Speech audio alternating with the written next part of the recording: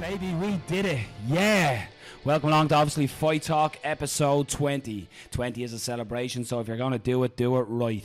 Tonight we have a packed show. We'll go down through your quick fire news as we normally do. We'll hit Carl with his beard watch. We're also going to talk about the Irish Mixed Martial Arts Association new regulations. We're then joined by two of the most talked about talented fighters in this country, Mr. Cian Cowley and Mr. James Gallagher. We're then going to have Dan, the Outlaw Hardy, on as well. We're going to speak a little bit about Nate Diaz on the MMA era, all this talk about McGregor and Mayweather, and then we're going to break down UFC 99. So as we're here, the two boys are with us. We're a little later than we thought we would be, but I'm joined as always by my two hosts, Carl Doran. What's the crack, lads? And Robert Palin. What's up, man? And then as well, as I just said, we're also joined by Cian Cowley. What's up, everyone? And James Gallagher. What's going on, alright? So yeah, pretty stacked card, lads. And quick fire news this week. We're going to keep it a little short and sweet, as we don't want to keep our guests sitting here waiting. So UFC 203 got a big announcement in the heavyweight division. We're going to have Stipe Miocic versus Alistair Overeem. So just your thoughts on that fight announcement, boys. What do you think of that? I like it. It's a good fight, isn't it? I wasn't sure. Like I knew Alistair got a new contract, so I'm sure that when Alistair, I think my levels are down. I'm sure when Alistair got his new contract, that would have been in the contract. You know, if he gets a win, maybe a title shot next. So it's not surprising. It's a good fight though. I like it. I'm not sure who I'd pick straight away off the bat, but I think you could go either way really with that fight. I think really with that fight, we've all talked about Alistair Overeem's chin for a long time, and I think Stipe has the better chin in that fight, and seeing the power that he holds and what he done to Verdun, it's a bad fight for Alistair. But I think you're right with the whole contract negotiation thing, Robert. I think that's why it took so long for Alistair to come back, was that they were negotiating for him if he won a fight to get that title fight. So we've heard from the novices, let's hear from the fighters. So James, what do you think of that as a fight? Yeah, I didn't really, to be honest, I don't watch much UFC.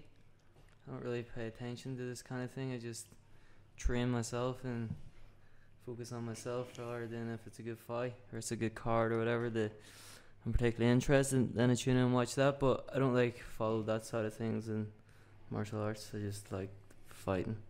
So there you are, the fighter. We're the fanboys, and the fighter just focus on himself. Cian, your thoughts on it, or if you share the same opinion as James? What's this?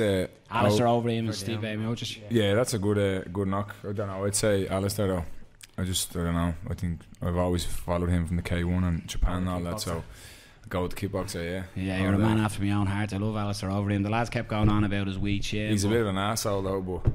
Yeah, go with him anyway. Yeah, I've heard that too. But I always thought when he fought under Bas Rutten always made him sort of combinations and always bring the hand back to the chin, and he sort of got away from that when he was in the Black Cillian. So now that he's fighting out of Winklejohn and Jackson's, he seems to have amended that as well.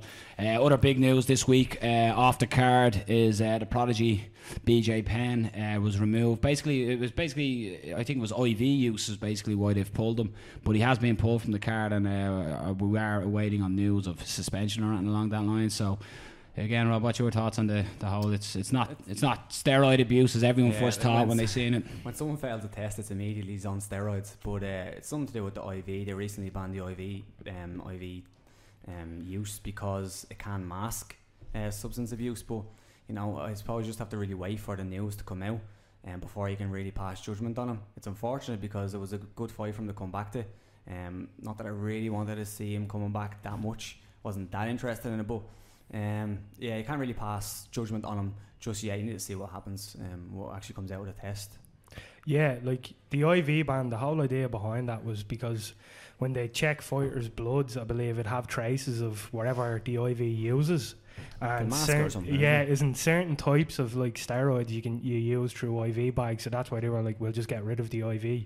That way it'll, if you pick up any of those particles in the bloodstream or whatever it is that they're testing, that's basically there's a few like things. If you get a use exemption from a doctor within a certain amount of time, or if there's a particular reason, if you can actually basically doctors know in a way, you can get away with it. But I'm not even sure if BJ Penn knew he couldn't do it because of all the new things, but I'm sure. And again, we'll refer to the experts in this. I don't know if you use it yourself. Did you ever use the IV to cut, or did you just go down normal? No, I've never used it myself to cut, because I've never cut that much weight before, but I think it is a bit steep getting a ban, especially when it's not like after weigh-in or anything. Do you know what I mean? It'd be different if you use it after the weigh-in, because that's like against the rules. But I wasn't quite aware that you're not allowed to use it at all. Do you know what I mean? But I think it's a good way, especially when you're training hard all the time, like once in a while. No, I've never done it before, but I've heard people using it, not just to like recover their body and stuff like that. But I think it's a bit steep, and it's a pity that such like a legend like BJ Penn's off like hard because of something like that. Okay, and you literally cut half a man to get down to a lot of your fights. Yeah. So like, I used the OFT before once for a fight I had to cut loads of weight for. But I don't know. With banner, everyone doesn't do it. Maybe everyone moves up a bit of a weight category, and I think it's good. I'd like the way that one FC do the weigh-ins. I'd love to see that happening across the board. Save all this cutting weight shit, because that's the worst part of fighting, is cutting the weight. So but again, this is something now that we're going to touch on as well, with the new regulations coming in from the Irish Mixed Martial Arts Association. It's going to be same day weigh-ins for amateurs, which some people are moaning about, some people aren't. We won't go into in great detail yet, because we're not going to have you sitting around and listen to us boys with chat. So we're going to get straight in. We're going to talk to you lads. So I think we're going to start with Cian. So Cian, just fight wise, we move on to Cian has probably one of the best Thai shows in the country, and by that I don't mean the Late Thai show.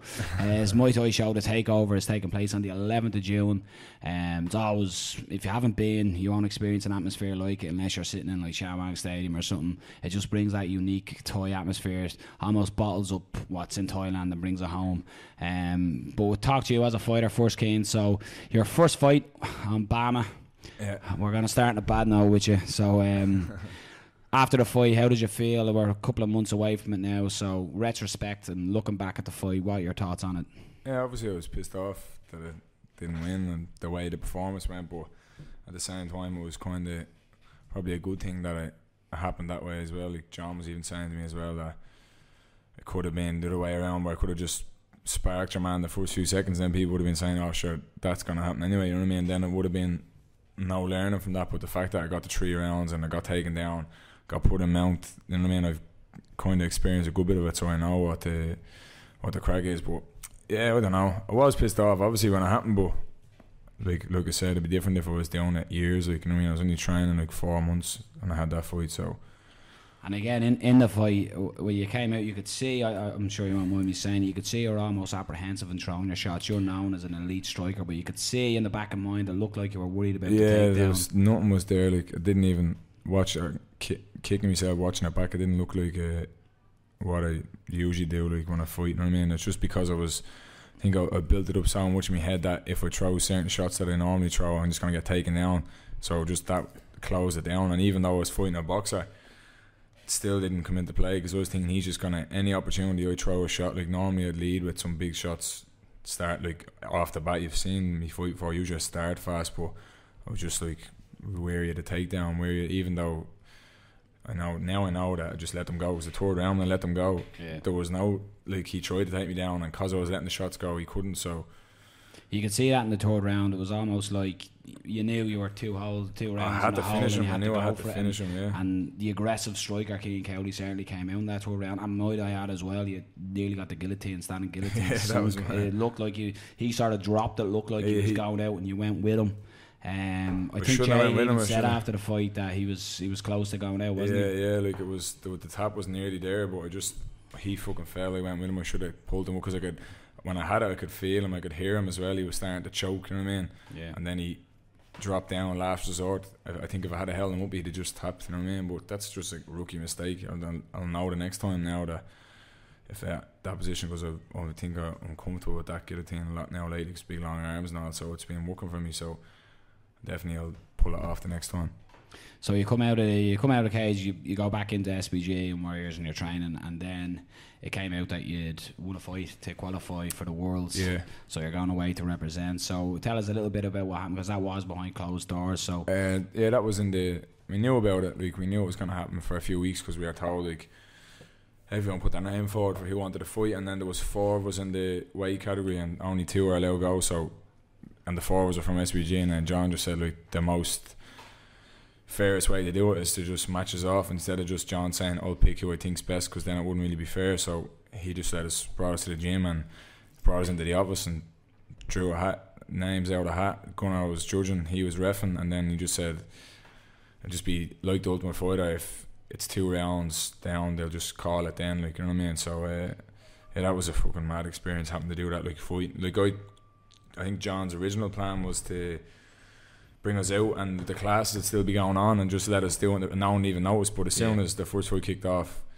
the whole gym just stopped. Everyone watched. Like, you were there as well. Everyone was there watching. Then my fight was second, so when I walked out, everyone was waiting for that. It was just like a little mini fight in the gym. It was just mad. Then having to fight like John Byrne, like, I've trained him before and sparred him and all, and then having to go and try to get aggressive to, because that's the way. I don't really fight, and like, I can't fight a technical kind of way. I have to fight to kill, like aggressively. You know what I mean? So to get that anger out of me was mad. Then looked like John just standing in the ring reffing it, like, it was mad. So, and then my hand was fucked as well, so I couldn't really throw it, but it still was a good knock, like, and that was actually a little bit of a different performance from my first fight. Like, I could see a little gap that I learned, like, in that, because he tried to take me down a couple of times and I defended it well enough. You know what I mean?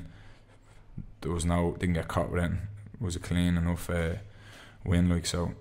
And it was it a go the distance show? Was it 2 rounds? It was 2 rounds down, then John just called at that, like, but like, there was some good exchanges in the fight as well. Like, it was good. Like, I could have went for the knockout, but at the same time I was like, it's a bit bad in the gym, teammate knocking him out, like, you know what I mean? So I nearly did a few times, did a few shots, but it was terrible. Like, and John Burns had a good few fights as well, so it was good to be able to get that experience under my belt as well, fighting him, because he'd only had to win the belt a couple of weeks before that. So it was I think that was a good win for myself, being able to do that, and I was comfortable.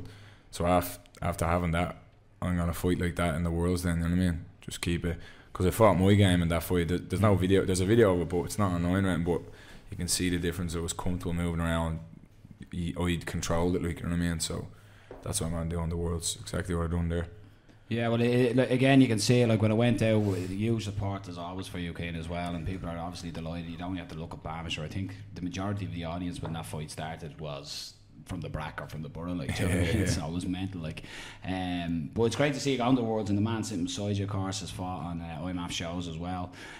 So there's plenty of experience in the gym. Obviously, SBG, the biggest gym in the country. The lads all done it last year, like, so it's just like James and Kiefer went last year, exact same tournament and all that. So I'm training with the lads every day. So what's the plan? Is a fly out fight week, how long's the stay? I'm gonna fly over like a week before to train, because I don't want to just like show up, like fly in 2 days before it starts and then I don't have to cut much weight, but you know, just the time zone and the heat and all that. I don't want to have to be a head wrecker if all of a sudden the jet lag hit me when the fight day comes. So I'll go over, like, I think I'm going over on the 25th, a week before it starts. I'm going to train in LA and then drive up then the day before it starts, so then I should be fresh then, you know what I mean? So that's the plan anyway. And again, there was a rumour mill, we'll call it a rumour mill, that you were due to fight yesterday. Next Saturday. I was meant to fight, yeah. So again, from you, was that frustration when that pulled, or is it? No, that suited me perfect, because my hand was still,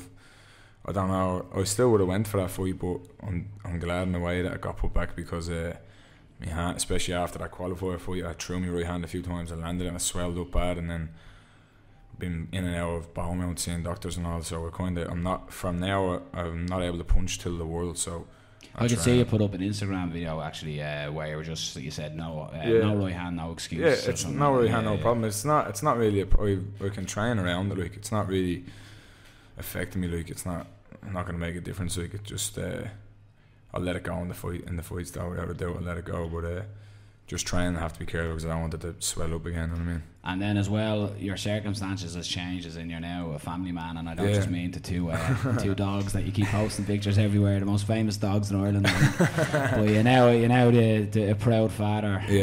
So does that change your perspective or your thought process? Yeah, definitely changes me view a little bit. Now it's like I'm not the only one in the picture now, like, you know, now I have to, like, provide for Kira and Leo now as well, like, so now I'm looking at the big picture, like, I have to go somewhere and make money some way and get big somewhere, because I want him to have a good upbringing, and Kira, I don't want her to ever have to work a day in her life, just raise him, you know what I mean? So yeah, that's definitely after changing my whole view. No, I wouldn't say it's at there. People put the shits in me and say, "Oh, your life's ruined after you have a kid, so downhill." It only begins, man. It's not 11 like years that. into it only begins. Yeah, it's not like that at all. Like, it's the other way around.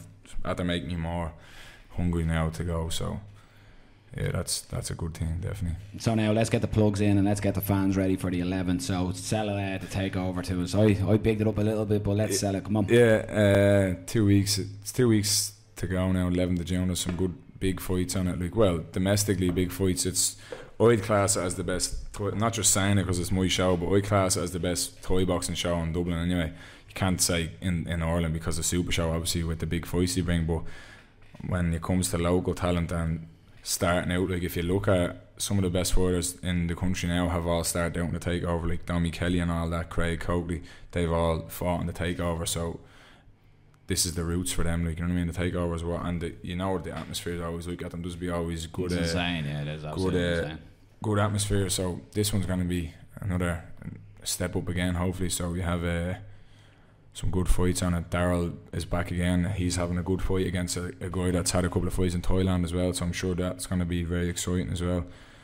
And then all the there's endless amount of names on it. It's all the future of Irish Thai boxing fighting on it. So it's good to get out and see it, and especially with all the stuff going on with the MMA now and the bad press and all, like, you know what I mean? It's kind of, there's actually a few MMA lads fighting on it as well. So because there's no MMA shows. That's something actually. I'm sorry jumping in segues here, but it was something when we posted about the new regulations that Lara Bourne actually commented on. He said you're going to see a lot of amateur MMA fighters fighting K1, just to get the experience and a lot of as well. Yeah, and a lot of pro MMA fighters fighting pro K1 and all. But well, you've seen that with your teammate there, JMS has had a couple of K1 bouts almost to get rid of the rust because he was out for a while. Yeah.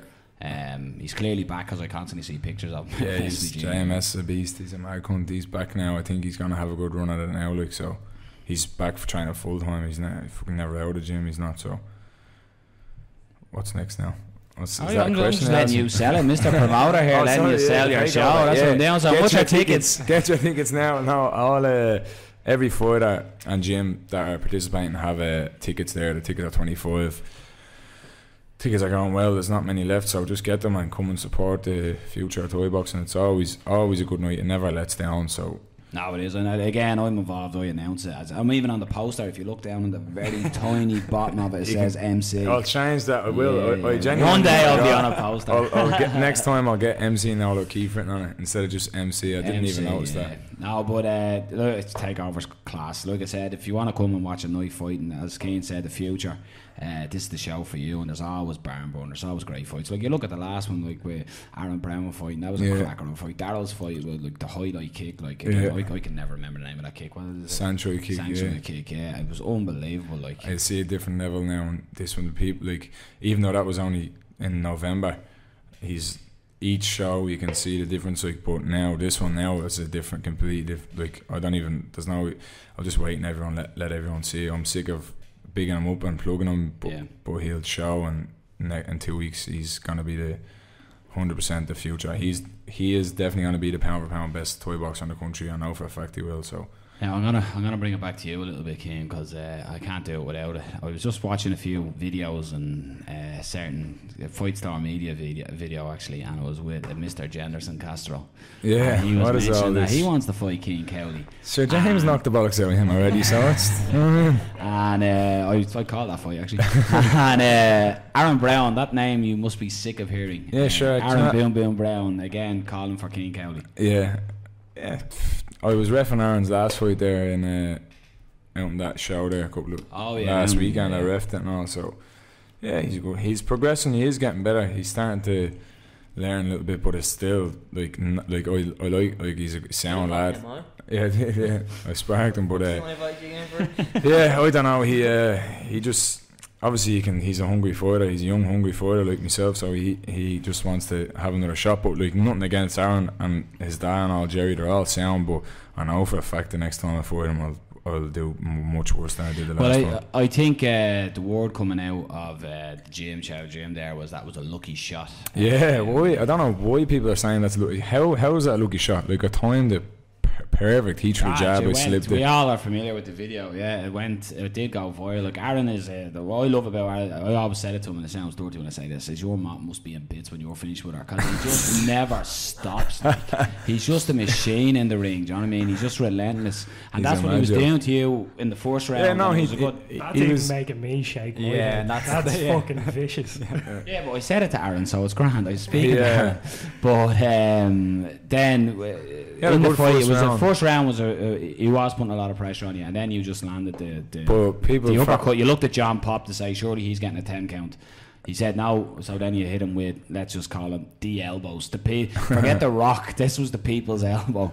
And then that knee, I still have a headache from that knee myself. Yeah, that was uncalled for, but I knew I kind of had to do that because I thought he should have got a count the first time. So when I was going to get, when he was falling down, I was going to step back, and I thought, no, I have to finish him really, because the ref will let it keep going. And I was bollocks as well, like, because I was in Vegas 10 days before that, and I wasn't going to fight, like, and then I just decided when I was over there, fuck it, I'll go for it, and came back 10 days training, I had to cut 10 kilos, nightmare cutting the weight. I was bollocks. So the first round, you know the way he fights, as soon as the bell went, he just came out and gave it to me, but still, like, even that's why the people are going back on, the first round he was punching the head off. Well, he wasn't punching the head off me, but he was all over me in the clinch and all.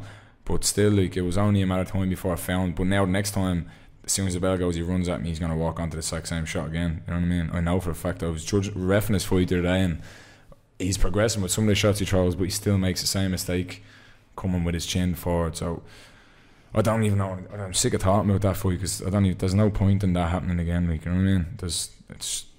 It's stupid. Like, why doesn't he just fucking fuck off somewhere else, fight a few other Well, in fairness though, Ken, I mean, you are the title holder, you know what I mean? You hold a lot of belts, so he has to be calling out the shit. No one's getting them either. Them belts are staying in that gym wall. No one's getting them, and they're all talking about defending them. All defending, no problem, but who is there to defend them against? People are saying, he hasn't defended them in a while. Yeah, because there's no one there to defend them against. I'm not going to defend them against fucking dummies that have already punched the head off. What's the point in that? Going backwards myself then, you know what I mean? So I won't be doing. I'll defend it when people fight their way up, beat the right people, then I'll come forward and defend it. But until then, and I haven't left Thai boxing either, if that's what everyone thinks as well. But just there's no fights, no one high caliber enough to fight me, so I have to go to MMA. Yeah, well, you know, that's a big question that people ask as well, though. You know, with you training out at SBG, is the Muay Thai gone? Are you focusing? No, not at all. Sure, I fucking run a gym. Like, I still train full time Thai boxing in my gym. Like, when I'm teaching, I'm still training. Like, Thai boxing is not gone at all. Like, I'm always going to be there no matter what happens. It just needed to take some time off fighting there because of the MMA, and I still do need to take some. But I will be, like, when the right opportunity. Like, if who's underneath me in the rankings, Aaron is number 2. So maybe if he has another legit win or 2, then I'll go back and I'll defend the belts. And when I fight next time, I'm just going to put everything up and tell him to put everything up to make.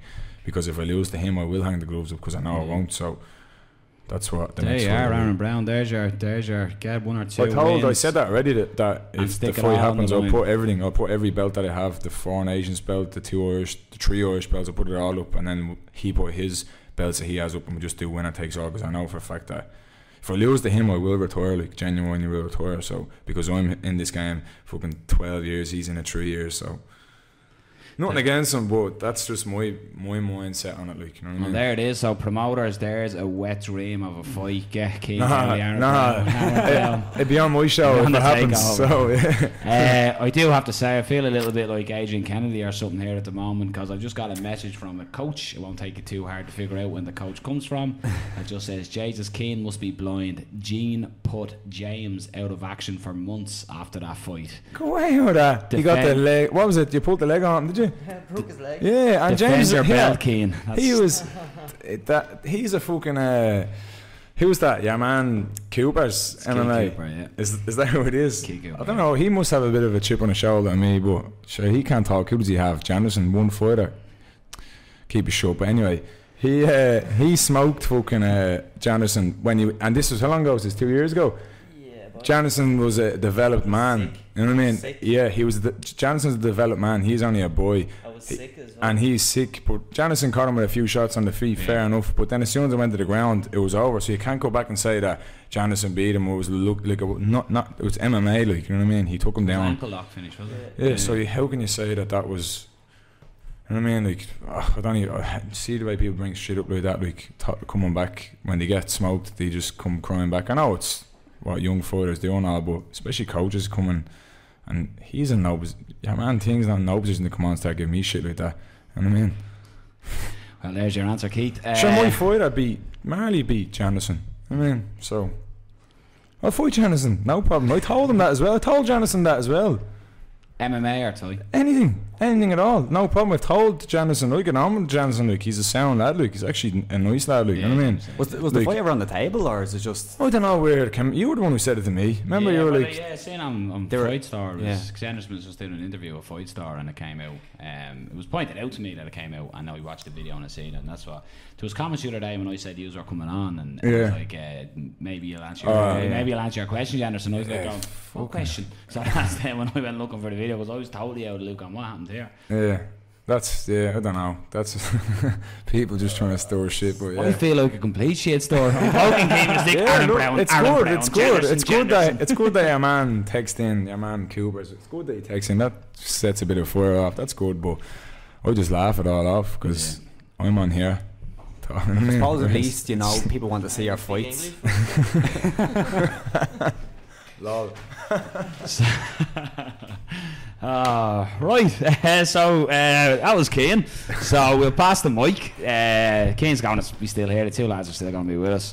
We're going to move on to a man that, let's just say, your coach put out the signing of a contract with a name scribbled out that basically melted Facebook and the internet for a couple of days, and we were sat here before we were going live one day, and I was sitting there going, that looks like James Gallagher. It looks like, if you look at the way that has to be like, and I'm literally going through every fighter in SBG thinking has to be Gallagher, but it could be Dylan too, and we were going back and forth.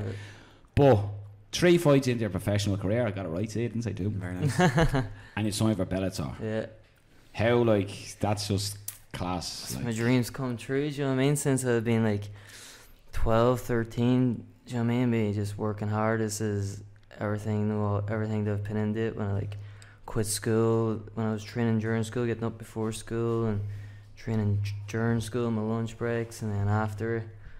And then now that I quit school when I was 15, and my parents backed me all the way, and now I'm signed with one of the biggest promotions in the world, and all my dreams have come true, do you know what I mean? Now it's nice to really pay back to my family, and now I'm happy I'm just able to train, not focused on anything, just about me and my training, do you know what I mean? So everything else now doesn't matter.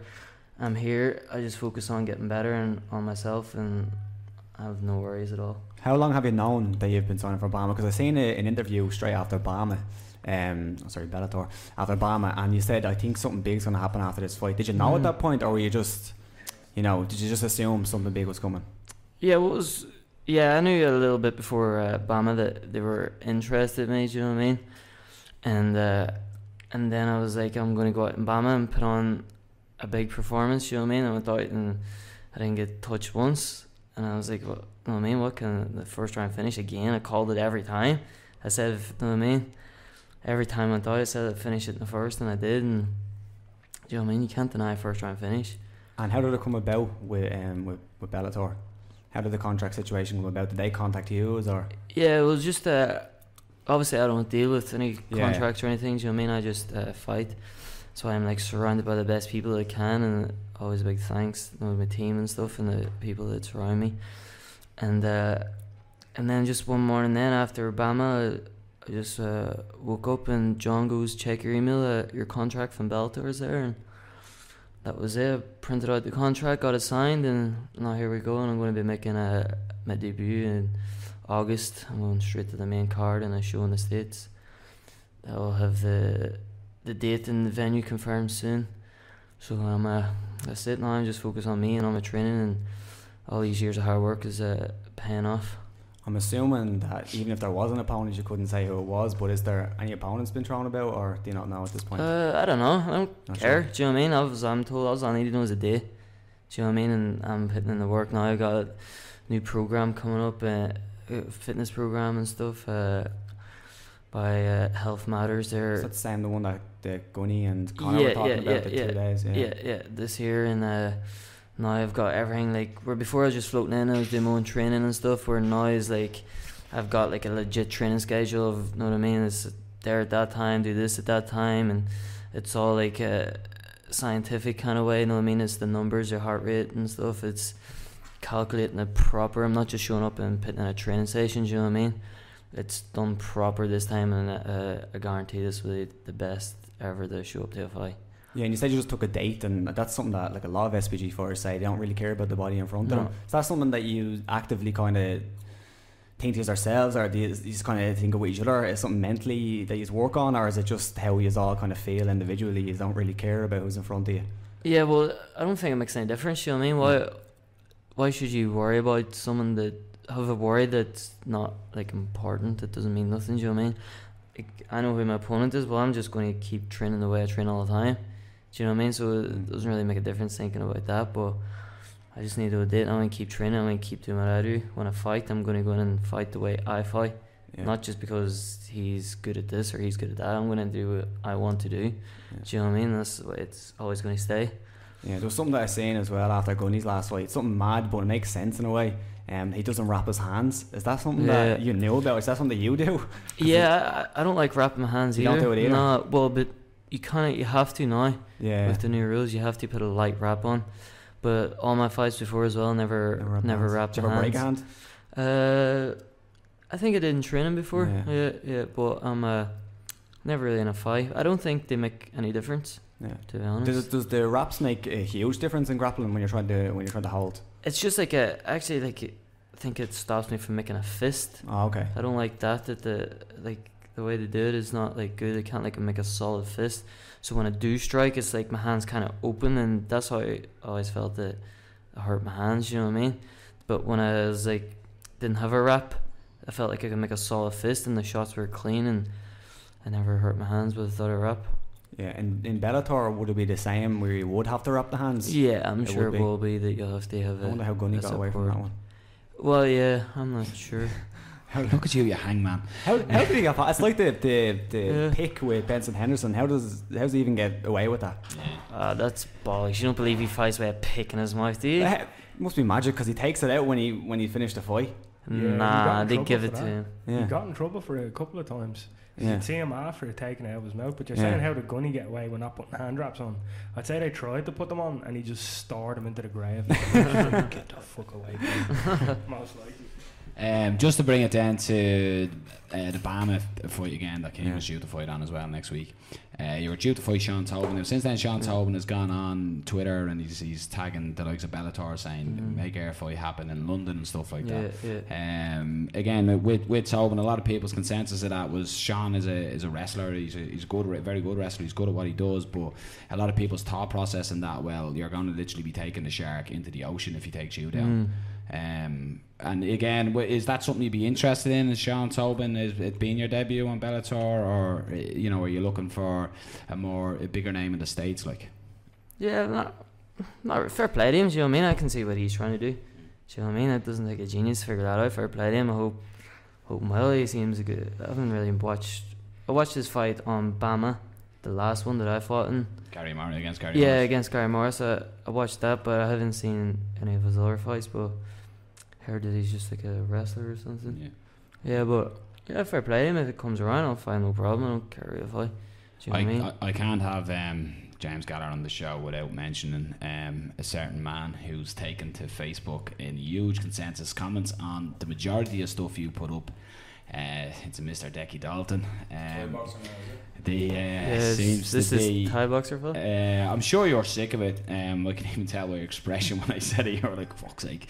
But he went on Twitter. He basically called out everyone in the world, but he just seems to have a chip on his shoulder towards you, James. And you just think that's a matter of, I thought your reply to it was perfect. You were like, look, listen, when you get a big contract, I'll fight you on the big show. I thought that nailed it, and sort of that should have been the end of the matter. But like, what's your opinion on him? Do you think he's just using your name to promote himself more than anything, or what's your thought process on it? I don't think he is smart enough to use my name to promote himself. So I really don't think he knows what he's doing himself. But yeah, I've explained myself enough. Do you know what I mean? I'm gone since he's after. I'm not here. I'm not fighting around here no more. Do you know what I mean? But what happened after Bama as you were walking out? after your victory. Yeah. Decky was I'll tell you walking this. in. This is how it went, right? At the weigh-in, he had out of the randomness, because I know Decky years. I used to speak away to him. He used to be a nice fella and stuff. Still to this day, I've not one thing against him or whatever. But he commented on Facebook, called me like a dickhead or something. I was just like, oh, you're right. Do you know what I mean? I was right back. I was like, you're right. Do you know what I mean? If I was him, I'd probably think I was a dickhead as well. But do you know what I mean? Whatever. I don't care what they think of me. But I seen him at the weigh-ins or something, and he's like, kind of came at me a little bit. We like pushed each other, and it was a scuffle. It was just a laugh. You know what I mean? That's what I took it as. That's a bit of crack. And then I was just on one fight before him, and I was walking back in, and we had to like meet each other head on. And I was like, I'm gonna like go at him before his fight. And then my teammate, then Kiefer, goes to me, say nothing. That's, know what I mean? And I was like, that's right. I'll not say nothing. That's not right. And someone going out to fight, you know what I mean? Distract him. So I went to walk out this door, and I was like walking towards him. I said good luck to him, and I meant it good luck. Do you know what I mean? I wasn't like bullshitting or anything. I meant good luck. Do you know what I mean? Whatever, he's going to fight. And then he like squared up, made it like himself like a big, like all tense and on, like wouldn't let me pass the door. So I went to like kind of walk a little bit. I was like, what the fuck, do you know what I mean? Why are you not letting me pass the door for? And then I like kind of pushed him out of the way, and I walked past, and then as I just walked past him, and the next minute then I got like a slap in the side of the head. And then we got like just separated and stuff. I went to go at him or whatever, and then we got separated, but it's nothing. It's just, I'm gone. See, after why are we even talking about this fella? Was a subject last week that he was calling out everybody, so we just thought there's something wrong with him. Is he not a toy boxer now? Yeah, well, he's fighting next week, isn't he, down in Cork? He's fighting Seamus. Yeah, let's change the subject. Yeah. Right, we will change subject. I want to bring you back actually to, as you said, you finished school early, so a lot of people, they know John Kavanagh. He's considered the godfather of MMA here in Ireland. He basically took you in. You lived with John while you were training. So, again, a lot of people might not, a lot of people who follow you obviously will, but just tell us a little bit about that end of it as well, James. Right back at the very start, when you were starting, everything that John's done for you in a sense. I can't put into words how much he's done for me. Do you know what I mean? He's done that much for me. It's unbelievable. But I was just like when I was like training up north and stuff and fighting on the local shows, whatever, just became like friendly with SBG, and like me, Connor and Paddy fought in the same shows a couple of times, and I just got like friendly with them. We're in the same dressing rooms and stuff, and they were always the best around. I mean, they're cleaning up everywhere. Paddy was choking everyone out, and Connor was knocking everyone out. You know what I mean? And became friendly, and John like said to me, "Come down and train anytime." So then I started like when I was training for fights or whatever. Then I was like coming down after school, and my father would have took me down, and then I would have did the evening, like the nighttime classes, and then they don't finish till like 10 at night. So then I wasn't getting back to Strabane then till like 2:30 in the morning and stuff. Do you know what I mean? Then I was up at 6 before school going training again, and then doing the same. Then I used to go to Dublin twice a week, and then I just had enough of school, and then I quit school. And then one day I was up and I said to John, I've quit school. And he was like, looked at me, he was like, what do you mean you've quit school? And I was like, I'm done. He's like, so what are you going to do? And I was like, I'm going to train full time.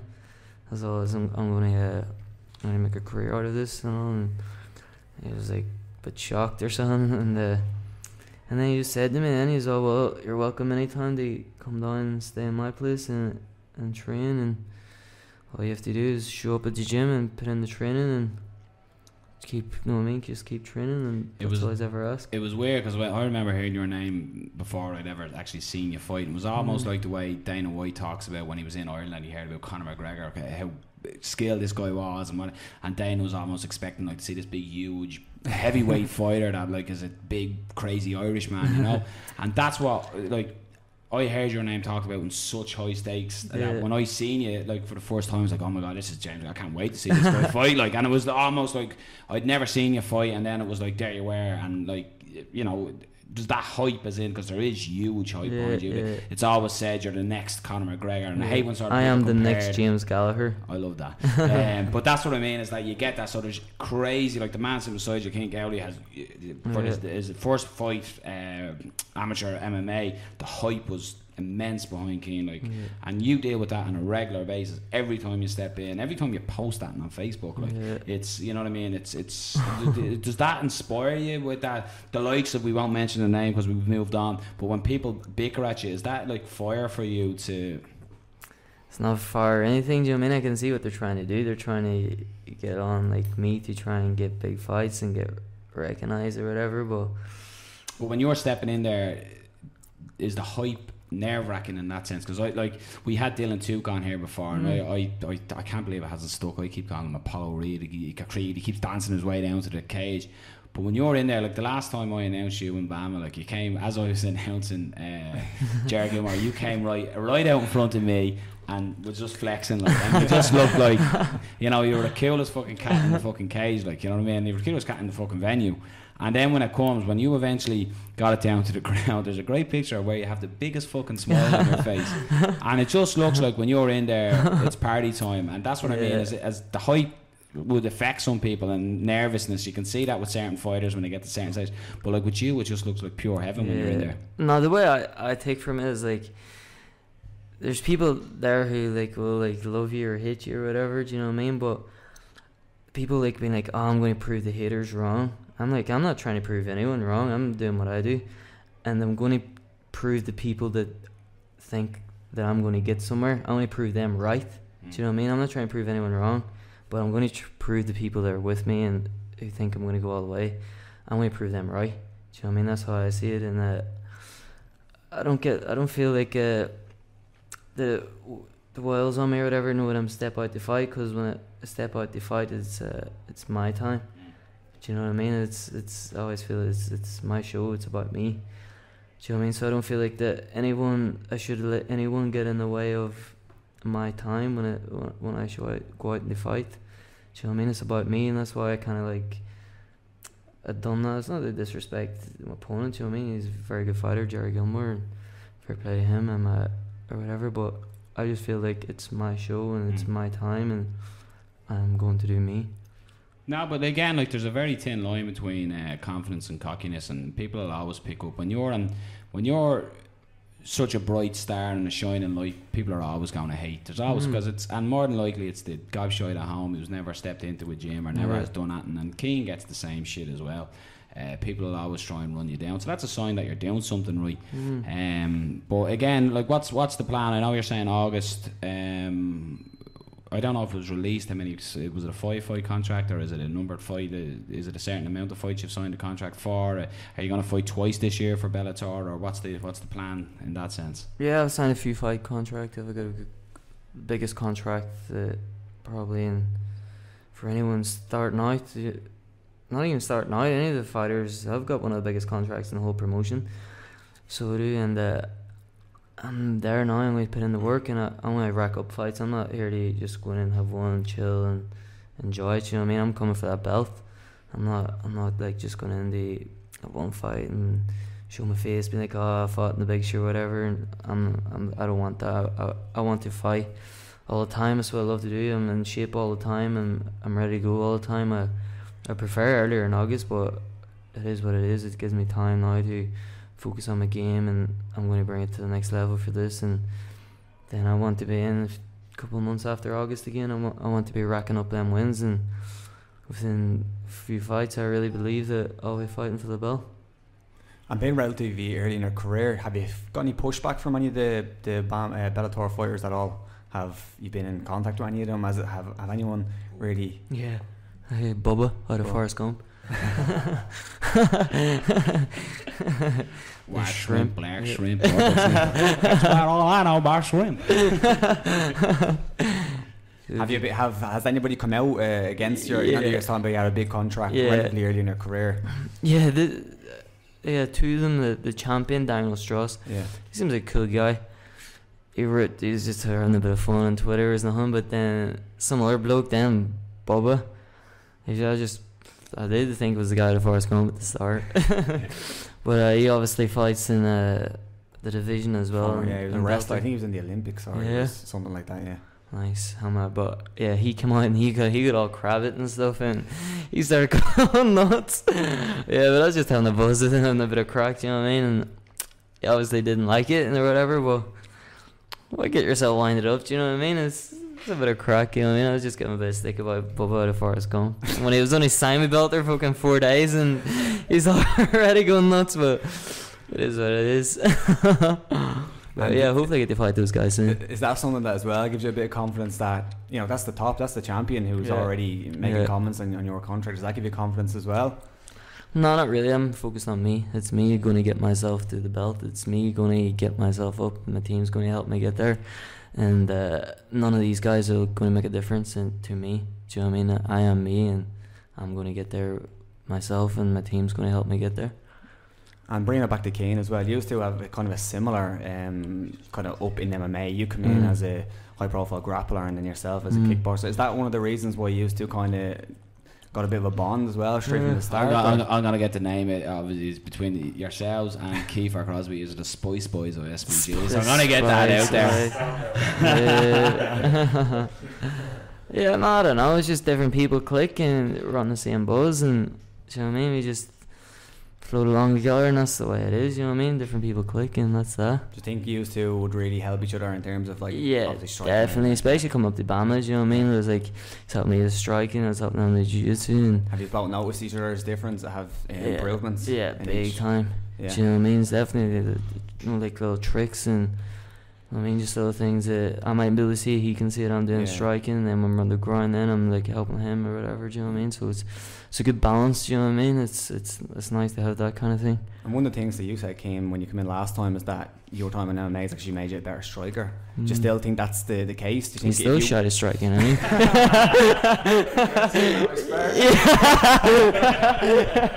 No, and just because of the having to like change me striking around, so it's had that like more tools. Yeah, like it's more of a more tools, more like evasive, more like different style. Well, like when I'm sparring now, like him and all that, I spar different than I would spar when I'm in my gym, because obviously there's takedowns and even just seeing the way the striking in SBG, like, and like even like James and Kiefer and I have that kind of style, just nice and real, like relaxed, flowy, then pop the shots in. So it's good. Like I'm after bonding the two of them together, so I have a bit of that style then with my own one from my gym, and then putting the two of them together. And I'm definitely after getting a better striker now. I noticed that from being in my gym, so when I'm sparring back in my gym, when I'm sparring pure Thai boxers, that's when I can see the difference, you know what I mean? Because the style that they have of stand up, the real like nice and light on the feet. It's I like that. That's good. This and the shot, so you can then I bond that together with Muay Thai style. It's not really something that you see in Thai that much. Nah, you wouldn't see, but then when the lads that pull it off, they're the lads that are winning as well, like, you know what I mean? I'd see a lot of Thai boxers stuck with the old school. It's adapting, it's the Dutch and all, it's just ever grown, and I think that's the style, is the way forward. That type of flat, like kind of karate style, nice and open, switching stances a lot. Like I remember growing up, I was told never switch stance, always stay in your stance, never switch stance. Whereas now it's like I'm constantly, I do around southpaw, around orthodox, I'll just go flow in and out combinations. That's all from being in SBG as well. Like I've never done that before. You were known as more of in Muay Thai, you weren't really a static striker. So I suppose was that difficult for you, or was it kind of similar in a way? Because as I said, you weren't really a static striker when you fought Muay Thai. Yeah, and I didn't really fight Muay Thai style as such, like the way people would like to see me fight, like stand there and score and all that. Like that's just not like throwing fancy kicks, getting nice scores and sweeps and all that. That's not my style. It's just to get in and just punch the head off them. Like that's the way I like to do it. You know what I mean? And then the style that SBG and all have, and that's what I like, evasive as well, not a lot of not getting hit as well. Like that's the way forward. Why would you stand there and just get the head lumped off you when you can just move in and out and switch stance and all that? So you're right, it's definitely made me a better striker, 100%. And with obviously with your transition, I can see as well now a couple of lads are coming out to Warriors, which as well I seen the likes of Ben Forsyth and stuff was posting stuff. James has been down as well. Kiefer, it's hard. It's not as if it was closer, it'd be better. Like we could be always coming out, but it's just because it's a bit of a trek for some of the boys to come out, especially if they're not driving it. But good few of them have been out now, like coming out and doing it's good for them to get a bit of a dip because it's just pure stand up. Like, yeah, so do you it's feel nice. like when you're walking in the door, just like, oh, welcome to my world, as in do you feel like when you're I wouldn't. I love having the lads out. It's deadly when James and Kiefer come out and Lee, and then you have like Luke and Ben and Tommy Martin's been out before. Like a lot of them have come out. It's good to have that because even my lads love it as well, because it's like we're gonna be on it because we're bringing their styles coming down and starting to my lads getting used to sparring that style, and then I'm trying to get them to adapt to that as well. Like, so it's great for all of us, not just for them coming down. It's benefiting my lads as well. So that's why I love having them down. It's deadly. So to turn that to you, James, how do you find walking into Warriors then and standing with Thai fighters? How do you find your striking relates or differs when you're fighting a Thai guy? Yeah, definitely. It's like it's just like a different style. Do you know what I mean? It's like striking because I started off doing karate when I was a kid and stuff. Shotokan karate. That's where I started.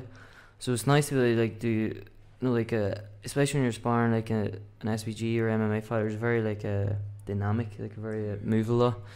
And then Thai boxers it's not as dynamic. It's very like in the pocket, and shots like that, and also in the clinch. Because when MMA, like I know there is shots, but I always know it's like, when you get in the clinch, it's time for a takedown. But when you're in Thai boxing, obviously there's no takedown, so it's still strikes in the clinch, and so it's good to like mix that up. And especially like when I was out there sparring like Darryl and stuff, and Cian obviously, and the guys are just animals at Thai boxing. Do you know what I mean? And it's nice to be able to go in there and be able to know like, I can spar these top Thai boxers. You know what I mean? And striking. So like when I go into MMA, there's no one at that level. Because that's what's funny with a lot of people. They pigeonhole Cian where he's a Thai fighter, and they tend to pigeonhole you for a ground fighter. So do you feel like, because I like watching your last few fights as well, you can see every time your stand-up is a lot sharper and a lot crisper. Are you starting to feel comfortable in both worlds, or is it still the process and you're, do the strike and get the strike and get on the ground, take them to my world and get the tap? No, there's definitely no. I never felt like more comfortable there. I started as a striker. Do you know what I mean? I don't know where. Like obviously, I'm very good at jiu-jitsu and finish all my fights there. But I started as a striker, and actually John told me to take 2 years off and just do jiu-jitsu. So that's how I got like really known at jiu-jitsu, because I got like a purple belt within like 2 years of training jiu-jitsu, and I was like one of the youngest at being 16 in like Europe, getting that purple belt. And I just feel like that's the smartest way. You know what I mean? I can stay back, use my karate, long shots, and pick the opponent off, and then I can see they get very frustrated because they're not used to that movement. Then they leave themselves open for a takedown. Then I know within a few minutes that I can finish it in the ground. So I feel like, why should I stay and trade shots and maybe take a shot, hurt my hand or whatever, maybe hurt my opponent, get hurt, when I can just take him down and put him away with a quick submission? Do you know what I mean? Get out and get it done in the first. I'm not getting any extra money to be in there any longer. Do you know what I mean? So I'm not going to hang around and try and do this. But people can say like, oh, he's just jiu-jitsu, he's just that or whatever. But I know what I am, and my teammates know what I am, and I'm not there to prove anything to anyone, but I'm just there to get a win. Now you can see as well your movement. It's almost, these are all individual, but you all sort of have similar movement there at SVG. Like Dylan Tuke's footwork is phenomenal. The way he finished Mark Andrews' movement in there with the step in knee was phenomenal, and you can see that in a lot of the SBG guys, that you move as much as you have your own type, if you know what I mean. It's your own variation of it, but there's this confidence and movement and the way it's finished, and that's like, there's, when you watch a fight, Cian, I'm sure you know it as well, or when he's at it, when you look in the cage, especially when I'm announcing guys, it's so weird about times I'm announcing and I'm sort of in your face saying your name, and I'm there going, this guy doesn't want to be here. And you can proper see that. Now, Cian gives the stare of death. He looks through your soul. You tend to pace quite a bit, but you just, looking at you, you're just never in doubt. You're just going, this is going to be done. Like, and there's no point even taking my coat off, sitting down. Like, just get ready to get back here in a minute. That's the way it's going to stay. Do you know what I mean? It's not going to change. It's going to be like that. I wouldn't be there if I didn't think like that. Do you know what I mean? That's the way I go in, and I'm there to finish, and I'll do whatever it takes to put my opponent away in the first round. And And that's the way it's going to stay. I'm going to just keep training, focus on me, and doesn't matter who's there. And then in regards to your saying you sort of bounce off another, we'll get Cian answer in a minute, but we'll answer you first, James, being the master of the purple belt. We'll say, how's Cian's ground game coming on since he's gone in? Is he? I predicted that Cian is so young he'd become a sponge basically. Yeah, it'd soak it all up. Last time you were in, Cian, you were talking about you'd like to do a couple of jits tournaments and stuff, and is that in the guys? First, in regards to James, how is Cian's coming along? Wise rolling with him? Do you roll regularly? Yeah, definitely. Is like I was actually like shocked sometimes, especially when we're training for Bama. Do you know what I mean? I was like, we're sparring or whatever, and then you like try and take him down and get into the ground. You're like, here, I'm the one's meant to be the better. You know what I mean? The better grind guy or whatever, and. Definitely it's come on a big way and stuff, you know what I mean? But that's just, you know what I mean, we're all bouncing off each other and that's the way it works, you know what I mean? Where everyone's, especially in SBG, we're all there to help each other, do you know what I mean? Doesn't matter what it is, who it is or whatever. When you're on the mat, you're there to learn and soak up whatever you can get, and that's what it's about, you know what I mean? And some people in other clubs or whatever mightn't think, I don't think they think like this. We're on a different wavelength to everyone else. You can see that as well. There is a great team bond. I think I haven't been, but there's something like leave your ego at the door or something, isn't it? In SBG, and there is. You can see it even last night, like with Carl Cannon's lads all fighting. Dan O'Toole was belting, Terry Guyan and stuff for fighting, and you can see there's that real unity. So just quickly getting to answer that, are you going to do any jits tournaments, or are you going to collect them gi that I have at home for you? Or no, the lads that I do be like. I should be doing a lot more jits than I am, but it's like after Bam was saying I'll take a couple of months just pure jits in the gi, but then bang, fights start popping up then, so I kind of have to, like, the world's a big thing. Like if the worlds weren't on, I would have just taken the whole summer just training the gi. Like that's definitely what I need to do. Like, but it's hard to do that when you're training for fights. You know what I mean? It is very different that type of, because I want to be doing like the MMA classes and like rolling and sparring with the lads, and I want to be doing that more so than, even though I need the gi, but it's MMA that I'm doing as well, like, so. But I will after the Worlds. I think maybe after the Worlds I'll take a couple of months, few competitions, and I'll go and collect them gis out your gaff as well. That's meant to be get them for a month. Derek Kennedy was giving out going, Cian collected them, I'll take them off. I'm like, no, Cian, my name's on them. The big East Coast patches on them though, so that's all right. The lads are sound. So I think we're gonna blast out take a little break here, are we? Because we're gonna have Dan Hardy. So what we're gonna do is, just for people listening live, here's a grand tune for you. Pay attention, it'd be lovely. If I was a betting man, I'd say he's going to play the Hot Sprockets. So ladies and gentlemen, welcome back to obviously Fight Talk. We're now delighted to be joined by Dan the Outlaw Hardy with a professional record of 25 wins, 10 losses and 1 no contest. This man, he, as much as I am giving him an introduction, needs no introduction. If you're an MMA fan, you know exactly who this man is. He always comes to fight, the owner of Fight of the Night bonuses, the owner of fantastic knockouts. He is Dan Hardy. So Dan, welcome along to obviously Fight Talk. Thank you. Good to be on. We'll start with your latest post, Dan. With we were all having our thoughts on it. Your latest chess piece that you put up. It looks like there's wolves involved in it. Is that anything to do with the condition, the heart condition of the wolf? I can't even remember. Wolf Parkinson syndrome. Is it something related to that with the eye as well in the centre of the chest? Yeah, it's a combination of a few things actually. In the legal system in the UK, the Latin for outlaw is Gerat Caput Lupinum, which means let his be the head of a wolf.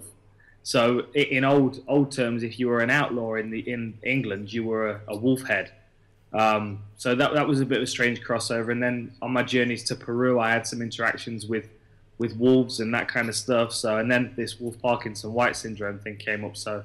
Yeah, you know, it's just kind of going with it. I had the idea a while back, and I saw this artist, this Brazilian guy that I really liked the work of, so it all came together.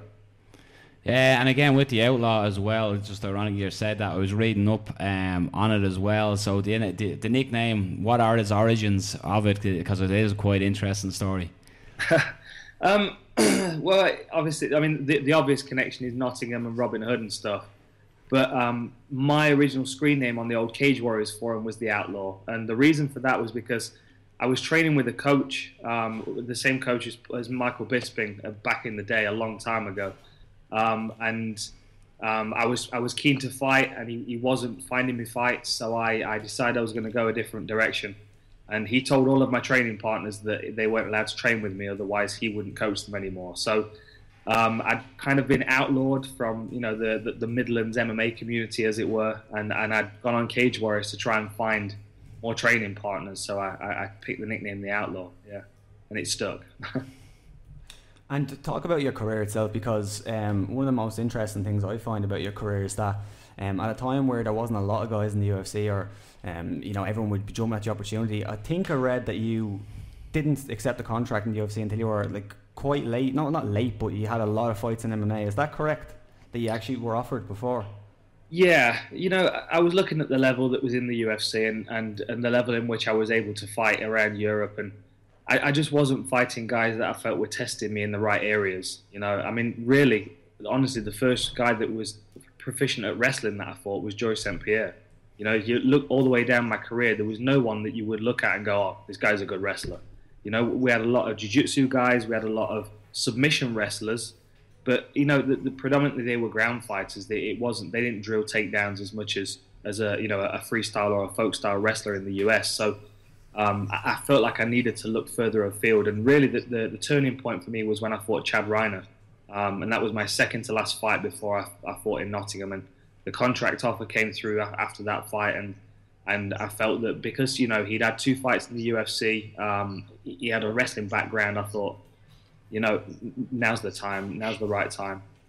And I'm going to put you on the spot. If someone was to come up to you today and say, you need to pick, what's your profession, what you call yourself, analyst or fighter, what would the answer be? Definitely analyst now, yeah. And I didn't think I'd say that for a long time, but I really feel like I'm growing into the role. My knowledge of martial arts is growing exponentially on a daily basis. I spend all day obsessing about particular things now, and previously that was all about me. I was entirely focused on my own skill set, my own ability, whereas now I'm looking outside of myself and I'm taking in the sport as a whole, and I didn't realize how quickly my knowledge would grow when I was doing that. So it's taken me in a different direction, but I'm really grateful. I'm still learning a lot, and I mean, today I've been obsessing about Golovkin. I've been watching loads and loads of boxing today, and as soon as I get an opportunity, I'm going to start working some of that stuff on the bag. So it's allowing me to be a bit of an MMA geek again. Whereas when I was fighting, I was just focused on being an athlete, and I kind of lost my way a little bit, I think. Put your analyst cap on. Does Golovkin beat Mayweather?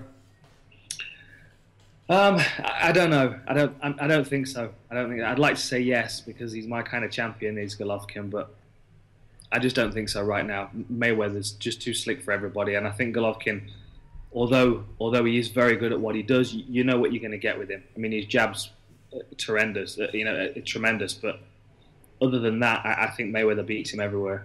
And yourself, you mentioned recently that if you did make a return, and obviously we'll ask you if you still have plans on making a return, that you'd be more interested in super fights.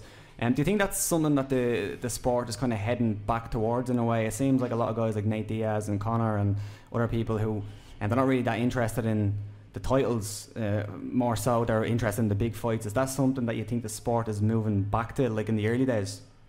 Yeah, I definitely think so. I think as the sport grows, we have to start looking outside of rankings and championships for interesting fights. I mean, if you look back to early days UFC, right back in the origin, it was all about the tournament format and guys getting through different levels. And as the sport's growing and we've got the rule sets were implemented and rounds and then rankings, everything was about who's getting to the belt and when are they getting to the belt. Now we're starting to find a situation where we're going, well, he's a great fighter and he's a great fighter. What happens if we put them together?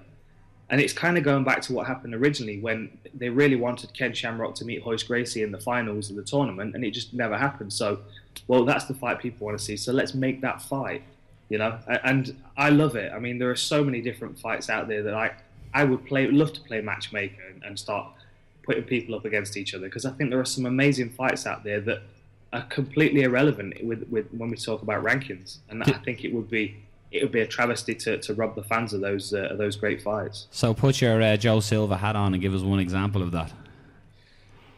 Oh, I don't know. Let me think. Well, I'd love to see. I mean, the one that comes to mind straight away is Nick Diaz. I mean, Nick Diaz against anybody is a super fight, really. And if you bring in George St. Pierre back, you can't drop him straight back into the rankings. You can't put him straight into a title shot because that just wouldn't be fair. But you can't give him someone who's, you know, an up-and-comer. We need someone that's already got a lot of status. So, I mean, the Nick Diaz GSP fight would be amazing. I would love to see that. And then BJ Penn stepping back in. I didn't think it was right for him to be fighting Cole Miller necessarily. I want to see him fight another veteran. I want to see him fight somebody that's, you know, that's not... I mean, Cole Miller would still love a shot at the title. Really, I'm not interested in BJ getting mixed into the title fights anymore. I want to see him fight the other great fighters that are out there. That, I mean, you know, God, Jens Pulver, if he was still fighting, I would love to see those two guys go at it again. And do you think that's like, obviously the UFC are trying to market the sport more, or market the thing more as a sport than entertainment? Do you think that it would make more sense if they moved a little bit more towards entertainment so they could make those type of fights?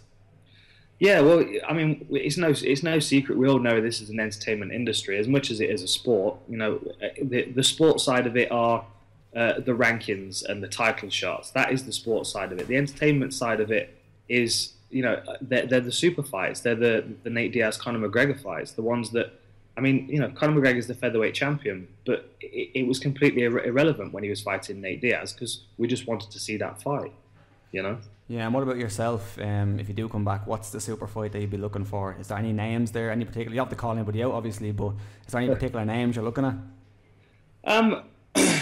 I know Diego Sanchez was on Twitter mounting at you.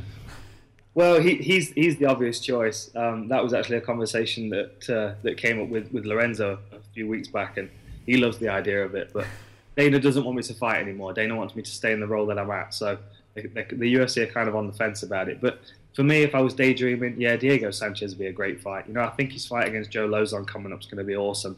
But I actually think Diego wins that fight. So, yeah, I mean, that'd be a fun fight, definitely. And Diego's never going to be a champion again. He's never going to get a title shot. So I don't feel like I'm getting in there and messing with anybody's career. Yeah, I know a while ago you were talking about Diego and you were kind of saying that you were more disappointed in a way that he didn't use his skills like he should have used them. Do you think that his last fight he showed a bit more than what he could do? Personally, I think he showed a little bit more of his wrestling. I thought he looked good. Do you think that maybe he brought it back a little bit in his last fight?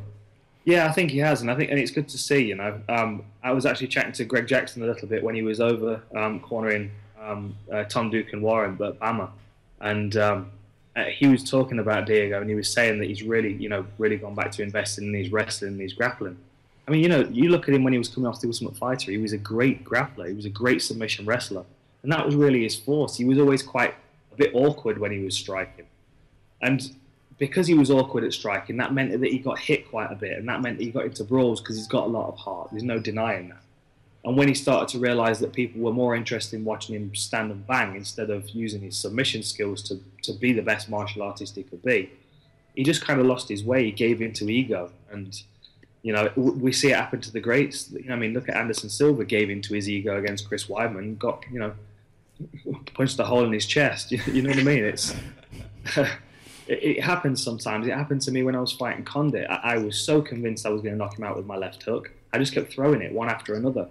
You know, we make these errors, and sometimes you got to correct it and get yourself back on track. And in my opinion, it's taken Diego a few too many fights and probably a lot too many brain cells before he's had that lesson, turned it around. And tonight, later on tonight, we have a big card. Big card has some great fights on the card. Anyway, what's your thoughts on Almeida against Garbrandt? Have you thought about that fight at all? I've thought about it a lot. Yeah, I've been talking about it all week. Thomas Almeida for me is one of the most exciting prospects in the sport right now. I think he's amazing. I mean, I'm a big fan of the shoot box guys. I'm a big fan of their approach to fighting. But when you take someone like Thomas Almeida, who's got that shoot box mentality, but is a technician as well, that's a scary thing. Now I know Cody Garbrandt's been having a few goes at his record at 21-0, and he's been fighting cab drivers, maybe, but it's experience. You know what I mean? It doesn't matter who he's been fighting up to this point. Even if he was 3-0, what is he, 4-0 in the UFC now? I think it is. Even if he was just 4-0, we'd still be talking about him like this kid's a really scary prospect. Yeah. And I'm not discounting Cody Garbrandt.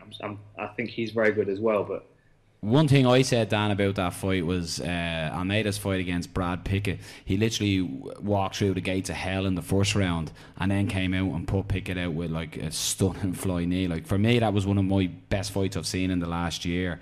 And we were going back and forth in this, and I'm just delighted that you confirmed my opinions on the fight.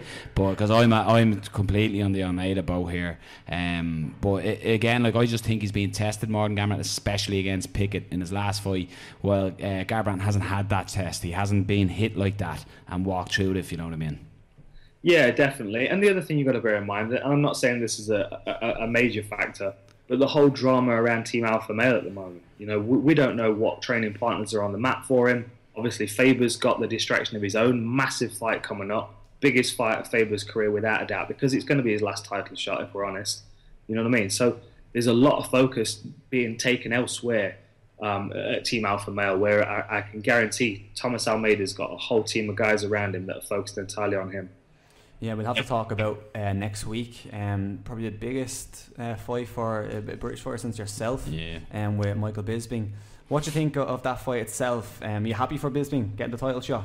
Most definitely, yeah. You know, I can't say it's overdue, because if he'd got a title shot in the past, it would have been because it was meant to be, and he's just fallen short every time. And I'm glad that there's been a turn of a circumstance in which he can get that shot, even if it's last minute. And the interviews that I've heard of him, I actually spoke to him last week. We were recording a show, and he's got a very interesting perspective on it. You know, normally when he gets this phase of training camp, he's overtrained and he's tired, whereas he's been distracted. He's been doing movies and stuff. So Michael's not the kind of guy that ever gets out of shape. You know, he's a phenomenal athlete. His conditioning's always on point. So he gets back in the gym and his body's fresh and he's healthy. He's got 2 weeks to prepare for a fight without all the stress that he's been carrying for, 10 weeks in advance. And one other thing I will mention about it is he mentioned something in an interview about going back to an old style of fighting that he used to have, the animalistic style of fighting. And I shared a few Cage Warriors cards with Bisping back in the day, and he was a monster. I talk about Vanderlei Silva as a natural-born fighter. I say the same thing about Michael Bisping, and I don't say that about many people. Lee Murray, probably the other guy I would say from the UK. Michael Bisping is born to fight, and he just finds ways to win. So in an opportunity like this, if there's a fraction of a chance of him catching Luke Rockhold on the chin, he's going to do it. And I know he's up against it. I know the odds are stacked against him. And, 8 times out of 10, I think Luke Rockhold wins. But there's always that 2 times out of 10, that mixed martial arts coin flip, And what do you think Michael has to do what's his path to victory here? What do you think the game plan should be for Bisping in this one? Well, the Michael Bisping that fought Luke Rockhold in Sydney a couple of years ago was very different to the Michael Bisping that we saw against CB Dollaway, against Talis Latis, and definitely against Anderson Silva. It seemed almost like Rockhold had got in his head a little bit, saying he was going to stop him in the first round. Because if you watch the early combinations that Bisping throws, they all fall short. And Rockhold does fight long. He does fight very relaxed. So when Bisping's covering that distance and missing, you've got to think that there's it's affecting his confidence in some way. So then there was the clash of heads that followed that, and he just never got back into his game. Whereas his last 3 fights, he's been aggressive, he's been confident, and he didn't give Anderson Silva any respect in that fight. He was crowding him against the fence and teeing off. So if that Michael Bisping shows up and puts that pressure on early, he could definitely win the first round, and that's a good start. I mean, Rockhold lost the first round to Weidman because of the pressure he was under. And yourself, what's your next assignment for the UFC in terms of commentating? The next one I'm commentating is actually Hamburg, which the tickets have just gone on sale for that. So I'm excited to see what fights will get announced on that. I'm excited to be back Octagon side as well. We're having a bit of a break over summer with the Olympics and all that, and then UFC 200. I'm going to be out there, all the pool parties, dancing around in Vegas and enjoying that whole scene. It's a hard life. I have a question for you, Dan. It's related. Apart from we'll remove the option of George St. Pierre, but if you could turn back time and step in to the cage to fight an opponent that got a victory over you, who would that opponent be? What would you like to avenge? What fight?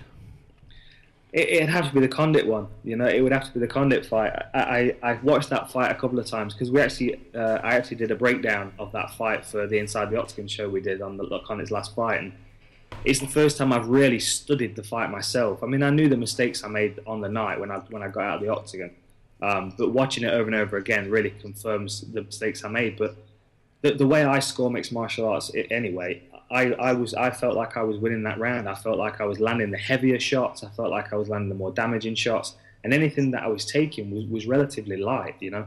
I mean, the shot that knocked me out, I didn't see it coming. That was my own fault. Hand dropped, caught me, and he beat me. But I think that was a coin toss, that fight. I think it could have gone either way on the night. And you know, I'm a fan of Condit. I love watching him fight. I really am, and I can't take anything away from him. But if I could do one again, that would be the one. Yeah. That's the one thing I always say, like when you're watching fights, is I hate when two of your favourite fighters get matched, because you're sort of watching the fight, there's no winner. And I'm a big Carlos Condit fan as well as a Dan Hardy fan. So when I was watching that fight, it was like when the knockout happened, it was like, do I cheer?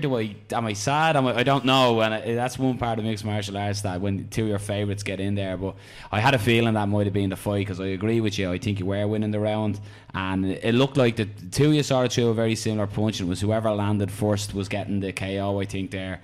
And Condit beat you by the blink to it, and we know what happened there. Yeah. And just looking at, we break down fights loads like here every week, and obviously you're probably the top analyst in MMA at the moment.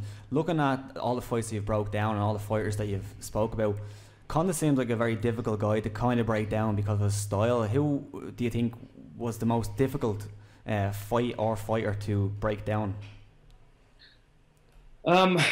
What with Conor, you mean? So Condit, for me, Condit, the style that he has, it's very difficult to break down his fights because he's very dynamic. Who has been probably the most difficult fighter for you as an analyst to break down and kind of, analyze a fight? Well, I think honestly the most difficult one is Demetrius Johnson. I mean, partly because when I'm analysing his fights, I generally have to sit through 25 minutes of like hyper speed MMA. So it takes me a lot to take in everything that he does. The other thing as well is he does everything so well. So it's difficult to find things in his opponent's game that could possibly exploit him. I mean, if you look any fighter, you can go through and you can find holes in their game. And the more I watch, the more I see, if I'm honest. And I mean, I'm a huge fan of Robbie Lawler, but there are definitely strengths and weaknesses in Robbie Lawler's game. You could say that for everybody. But when it comes to Demetrius Johnson, it's really difficult to find something that... I mean, I had to do a breakdown of Demetrius Johnson, Chris Carriasso. And that was a real challenge, because I'm not saying Chris Carriasso is not a great striker in comparison to a lot of the guys in that division. But in comparison to DJ, he just doesn't beat him to the punch, not any time. So, you know, like to try and make an argument for some fighters against Demetrius Johnson is hard. I was excited about the Henry Cejudo fight because I knew it was going to be exciting regardless of how it went. Because Cejudo's he's such a push forward, aggressive kind of fighter that something was going to go down and it was going to be exciting. And he had the tools to challenge Demetrius Johnson in certain areas. And then again, Demetrius Johnson shows us that he's absolutely amazing. So, do you think that fight cemented Demetrius as the pound for pound? Yeah, I think so. It's difficult. I mean, the whole pound for pound thing is so difficult. Yeah. I really struggle to get on board with it, and especially when you start talking about men and women pound for pound being mixed as well. It just don't make sense to me. So, I mean, skill-wise, there isn't really anybody as well-rounded as Demetrius Johnson in the sport. The close second, I would say, would be Jose Aldo, but you know he's coming off a loss to Conor, and that doesn't discredit Jose Aldo's skill set and the athlete and the martial artist that he is. But DJ is untouchable right now.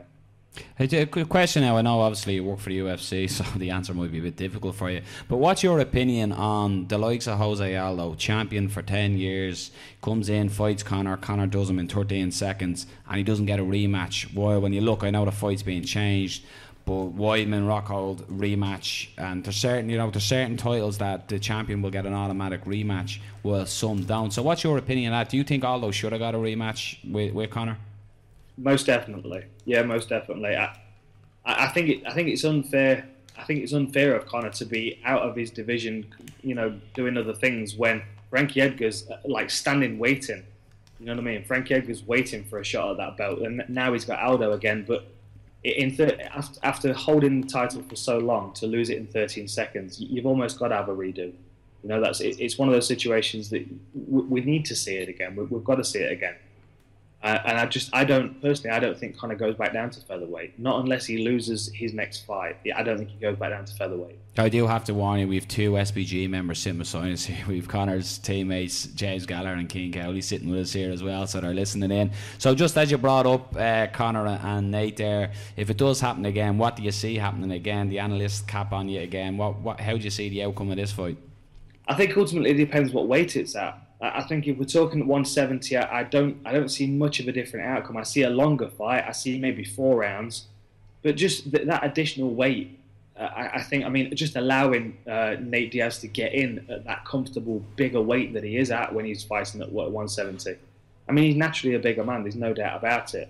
At 155, I think it's a different fight. At 155, I think that Conor is faster. He moves smoother. I think Conor at 55 is better than he was at featherweight, if I'm honest. I think that's a more natural weight class for him, which is why I don't think... It almost seemed to me like there was a plan. Like he won the featherweight title, then immediately wanted to step up and fight for the lightweight title. Winning the lightweight title would then allow him to vacate the featherweight title and forget about that division. But because that didn't come about, it's almost like, you know, we're kind of stuck in a bit of a limbo, and now Conor needs to fight again to re-establish himself as the featherweight champion. I mean, he's kind of got to go back down to that weight class. So a stop off at 55 along the way makes perfect sense. And what do you think of the whole Mayweather talk? Complete nonsense?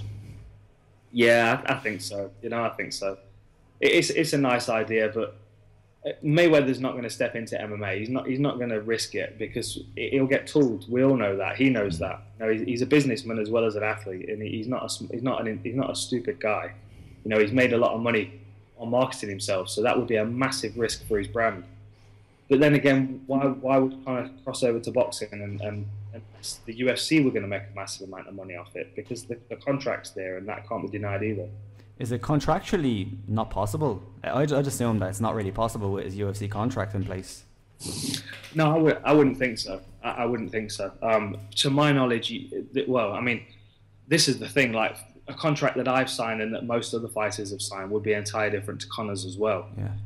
Like my contract says that I can't go skiing, motorbiking, or horse riding, or a bunch of stuff. But it probably says that Conor can't walk to the shops on his own. You know what I mean?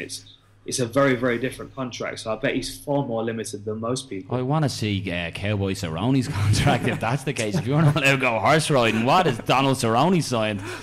Yeah, I think there's just a paragraph that says call us once a week to notify us that you're still alive.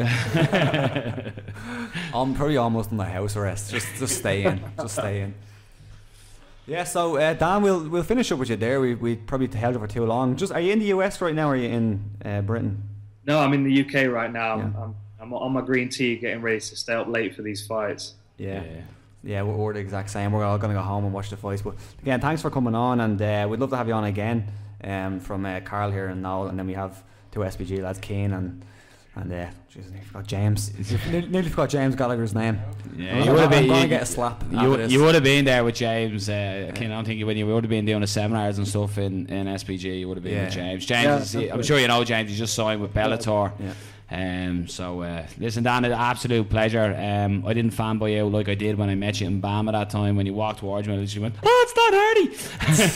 So I didn't fanboy out. So listen, an absolute honour. You're a gent. I love listening to your breakdown of fights. Delighted to get you on to break it down, and best of luck with everything. And we hope to talk to you soon again, my man. Thank you, guys. Cheers. I'll speak to you again soon. Cheers, man. So there you are, ladies and gentlemen, Dan Hardy. It's great to have Dan on. The 2 lads sitting here quietly, fair play to boys, hanging on. So we're going to move swiftly along and get lads' opinions here as well.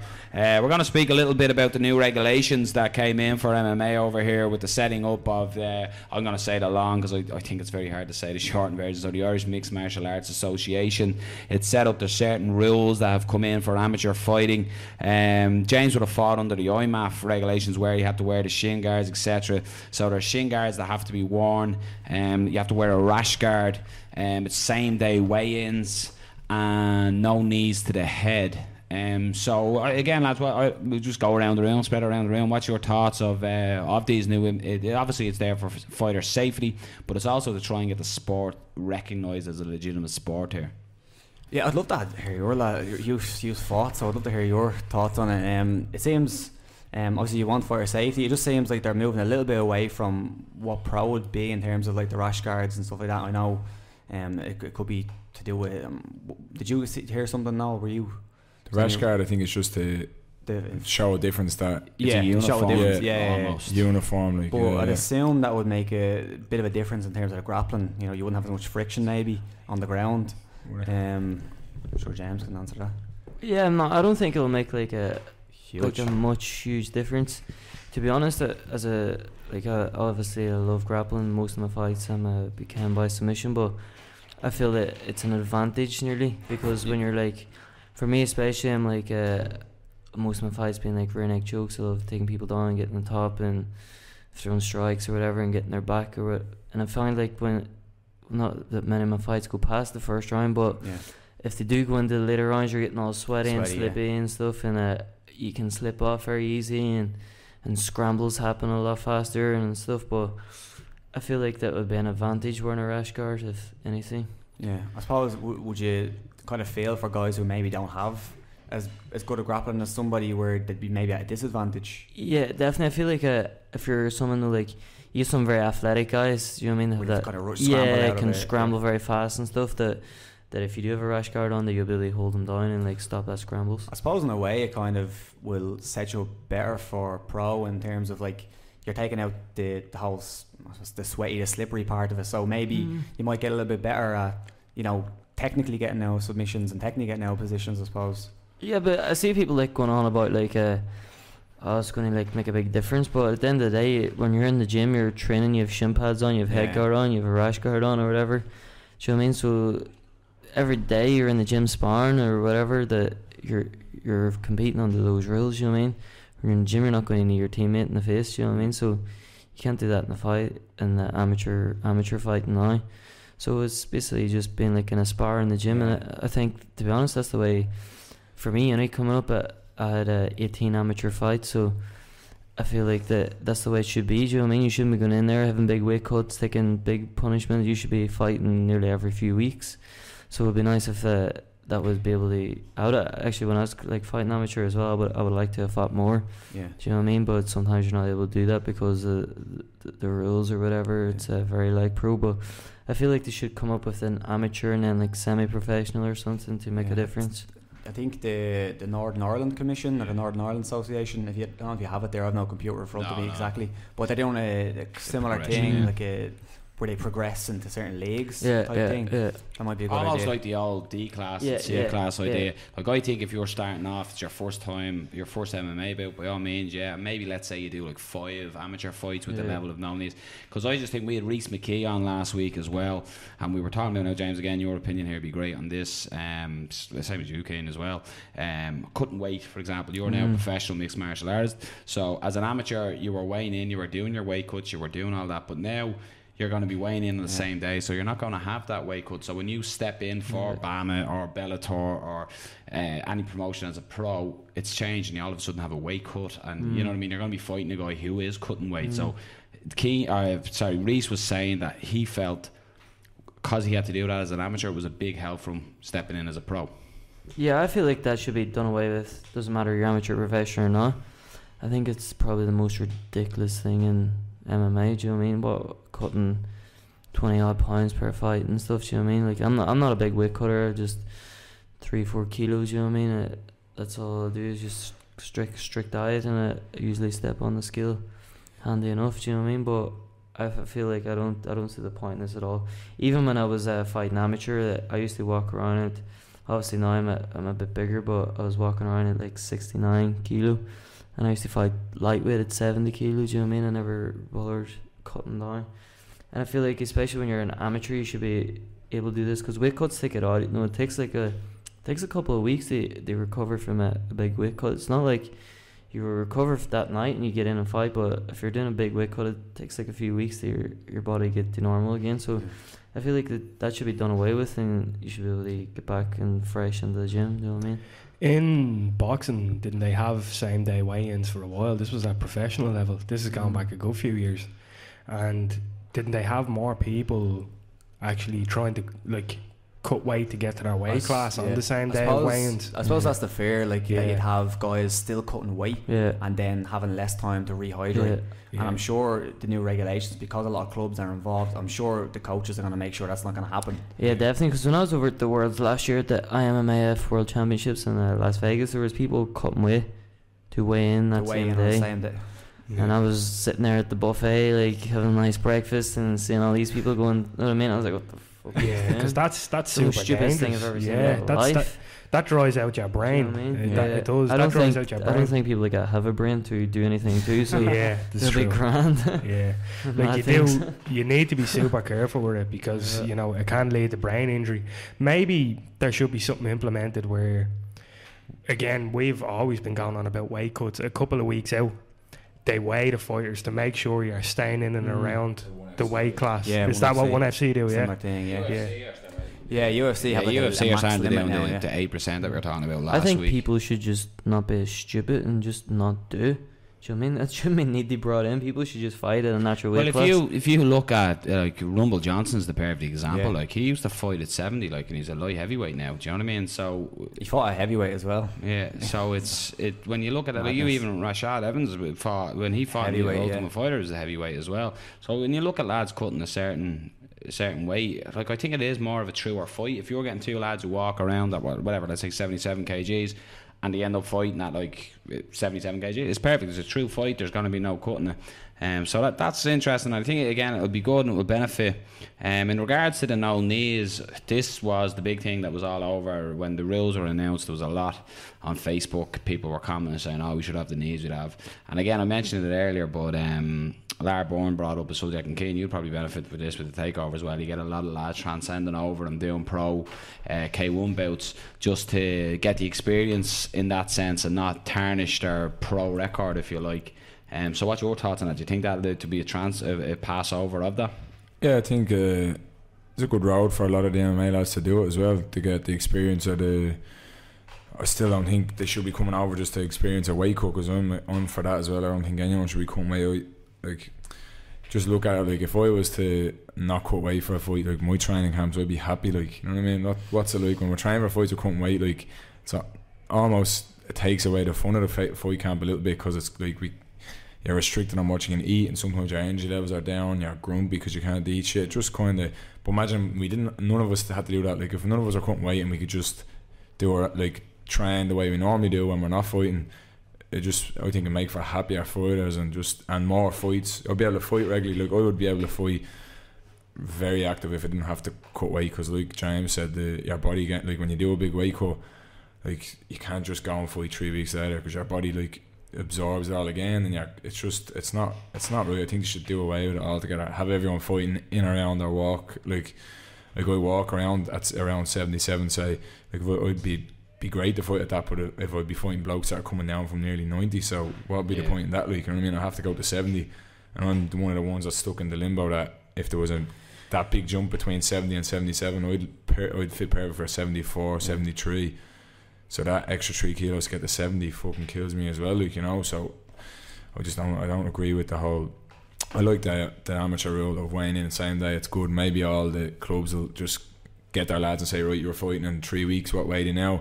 You're 70 now, right? You're fighting at 70 instead of going to bantamweight or something like that. You know what I mean? So I agree with that part. But from the side of the sport as well, like some lads are experts at cutting weight and stuff like that, but I think the fighter's going to benefit. It's going to be a better fight if the two lads aren't trained. I think the strange situation is when you have two big lads who are probably both light heavyweights and they're fairly similar, and they cut weight to fight a middleweight. Like, I get when a fighter is a bigger guy and he's cutting down to fight smaller guys. I get it. I know you understand that. But when they're both the same size and they both cut down to 180, like if you're an athlete and if you're a professional athlete, you should be in shape nearly all year round. Kind of, you should get to a stage where like Ricky Hatton, the way Ricky Hatton always stayed fight ready. Yeah, but you see some people blow up big and they have to do a big weight cut, but that's on them. You know what I mean? You should be training actively anyway. Like, you shouldn't have to put on like all this weight and get fat. Like, you're not an athlete if that's the case. Then, you know what I mean? So why should people have to do these big weight cuts? I just don't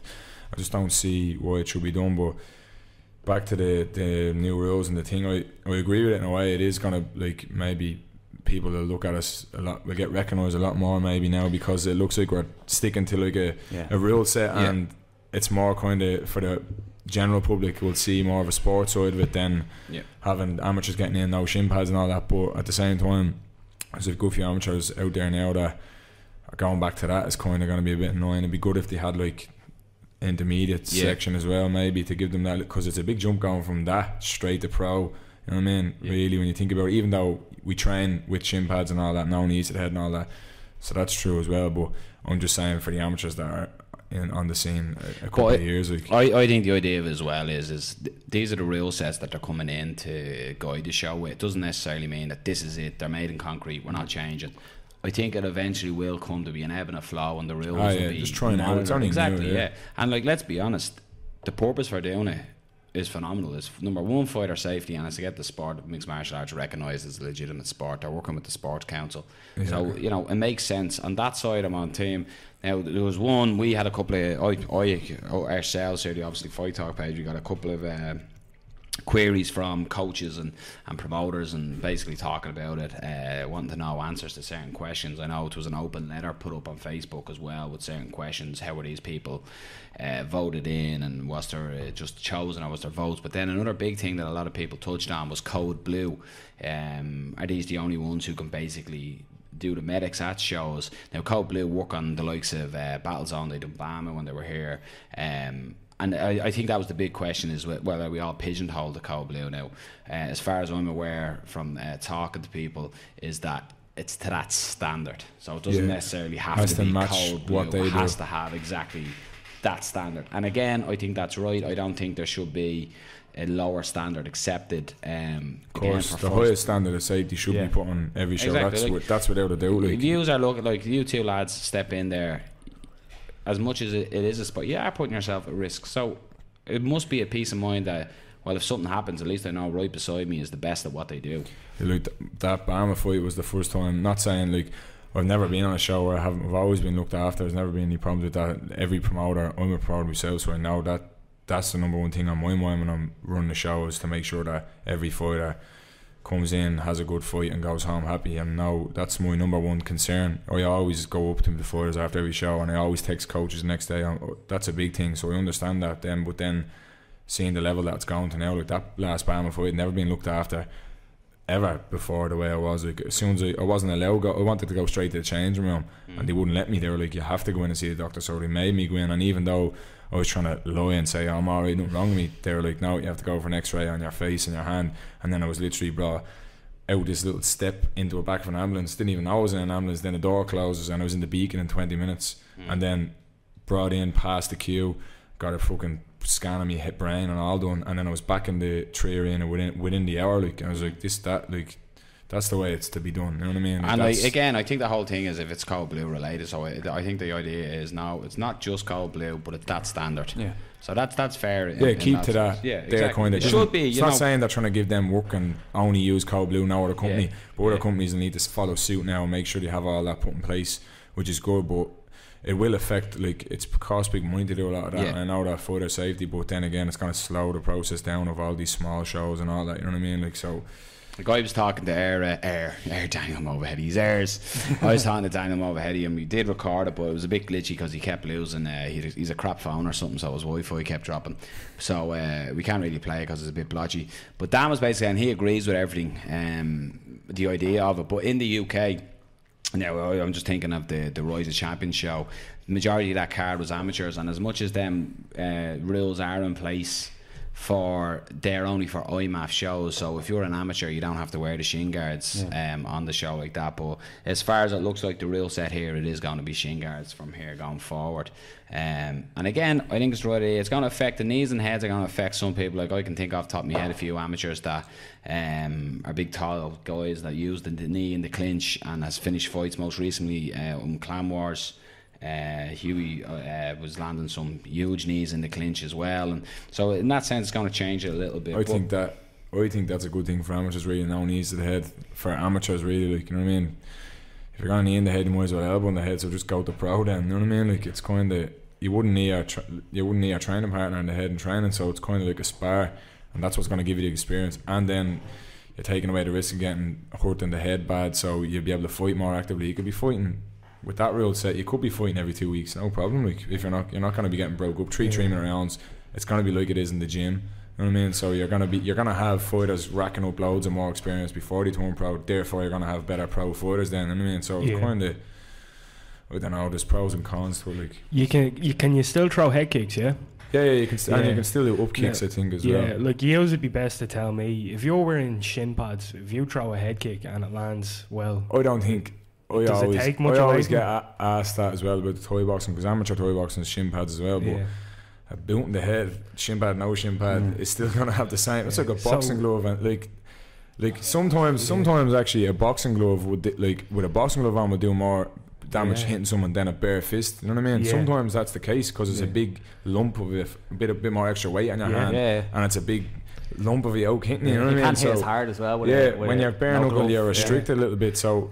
It's not really. That doesn't really make a difference. That I won't be able to knock people out with my head kicks because I'm wearing shin pads. That's bollocks. The shin pad is still gonna the whack off it, and it's what you don't see that knocks you out. So see, it's my thought that if you're throwing head kicks and they're landing, even with shin pads, there's no real difference to the knees. You know what I mean? That's now I might be wrong there in terms of power and say brain injury or whatever. Yeah, it's still the same sort of energy.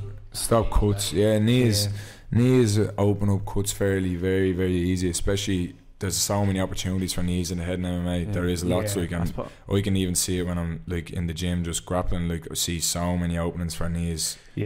Like, so with amateurs, especially the amateurs that are only learning out, like you throw a wild knee out an hour, bang, hit someone that opens up their eye. That puts them out of action for a while. You know what I mean? So, and is there elbows with this new rule set? There was never elbows in amateur, which is fucking dead right. Elbows are a game changer. Strikeforce, when Strikeforce ran, they didn't have elbows for a long time. That, and Bellator. That was when Zuffa took them over, wasn't it? They only put as well. This is probably it's geared, as Noel was saying, geared towards the IMMAFs and the World Championships. You'll obviously be doing it, but not you. James can talk about it as well. I suppose having all those rules in to try limit the damage and the cuts, as you said, I suppose. That makes sense because you want to have as many fights as you can in a short period of time. How is the IMMAF structured? How many fights do you have in how many days? If it's, I know you got injured as well over there.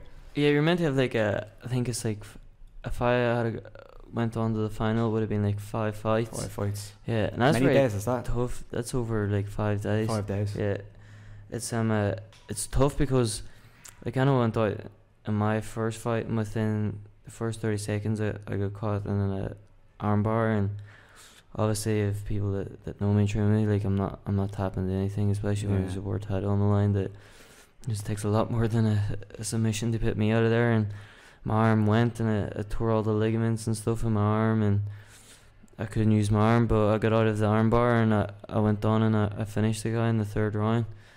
And then obviously the next day, once you settle down and stuff, that I couldn't move my arm, it was fucked. Do you know what I mean? It was very sore, but I wanted to still fight on. I was for going on. I was facing an Italian guy, and I was there. I was had my gear on. I was ready to step in, warm up, and then obviously then I have such like a good coach and good team around me that they obviously seen how bad my arm was, and I wouldn't let me continue. But I don't feel like that it's a good structure to fight like this. So I don't. It's like. It's too hard to keep going. Do you know what I mean? For the 5 days, you need to have a certain skill, like not a style of fighting to do this real set. Do you think like maybe less fights in the short period of time? Like, what would you say the kind of the amount should be? Yeah, it's a hard one to think. Do you know what I mean? It's definitely hard to think about, but I'm not sure. I've tried to think about this, and I think maybe like even like less. Don't drag it out as much and have maybe like 2 fights in one day or something. But then again, if you go on into like brain trauma and stuff, like it's very dangerous to do that. But I haven't thought like about what would be the best way to do it. But I know that way. Over in Birmingham, when I was doing the UK MMAF over there, Kane, I remember in the Bama zone there was a couple of guys that were due to fight twice that day.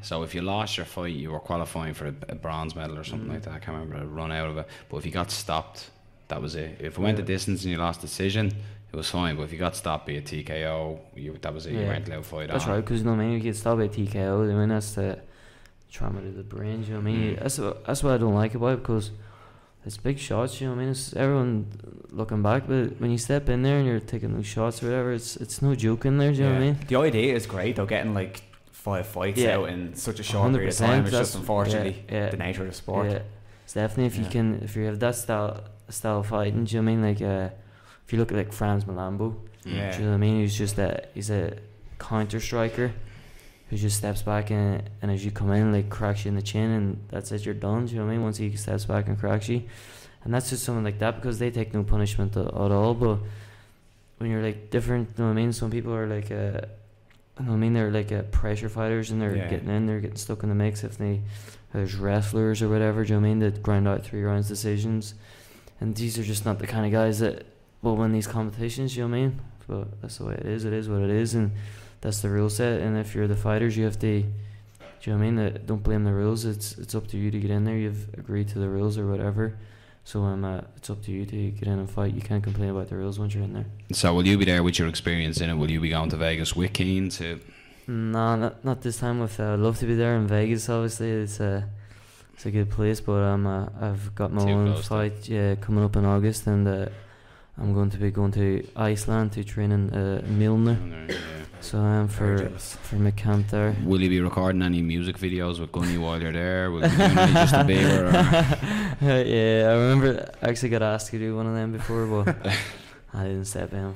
It's so weird, isn't it? When you see Gunnar Nelson, like outside, he's like so stern and serious and relaxed, and next minute you see him dancing around to Justin Bieber. That's just because you don't know him. Wait until you get to know him, you'll see the real side of Gunny.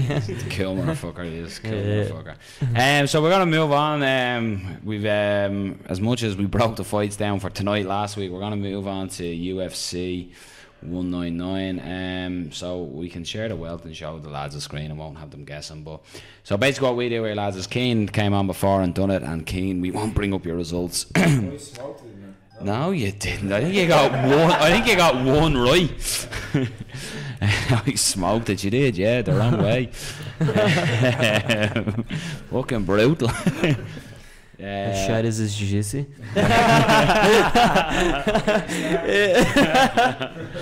Oh, by the way, actually, I heard a story. We won't mention names. When you were in Vegas, was there a little bet in a room that you would tap people out with inside a minute? Yeah. I believe he made a few bob on that one. Nah, he cleaned up that night. He did. We were in this room with a couple of blokes. They're all sound. We were just having the crack, and then we were just talking about and one of them was brought up him and his jiu-jitsu or something like that, and this was a big lad, probably 100 plus kilos, and he was like, one of the lads was like, oh, I bet you he would submit you on, and your man was like, that little fucker, he was like, not a chance and all. And then I was like, right, I said, I was the one who came up with the bet. I said, I'll give you a minute. Doesn't surprise me. This is what happened. I said, you can put him in the mount. So your man was sitting on top of James in full mount, and if you can last a minute there, like, he just has to get out of it. There was no submission involved in it. It's just he just had to get out of it. And he's like, I'll definitely hold him down for a minute, no problem. And like within 10 seconds, like, what was an armbar or something? Broken bone, gone like that. Then he was like, your man was like lost $100. Then he was like, fuck no way, this isn't right. Do it again. So we went and done it again. Bang, same thing again. So he was like, anyone else want it? And the fucking Don King Cowley there, fucking on all Paid that. for my whole trip. Most people make money in Vegas for playing slots, but not James Gallagher. Submits people. Yes. So that moves nicely on to UFC 199. So we're going to start the first main card we'll hit, and then we'll do our under the radar and stuff as we always do. So we've got Dustin Poirier versus Bobby Green in the first fight. Poirier is ever since getting sparked by Eric Connor, he's gone on a bit of a tear as well on up in the lightweight division. So moving on, he's fighting Bobby Green here. So it's ranked 13, unlucky for some, Bobby Green versus number 11 Dustin Poirier. Give us your thoughts there, gentlemen.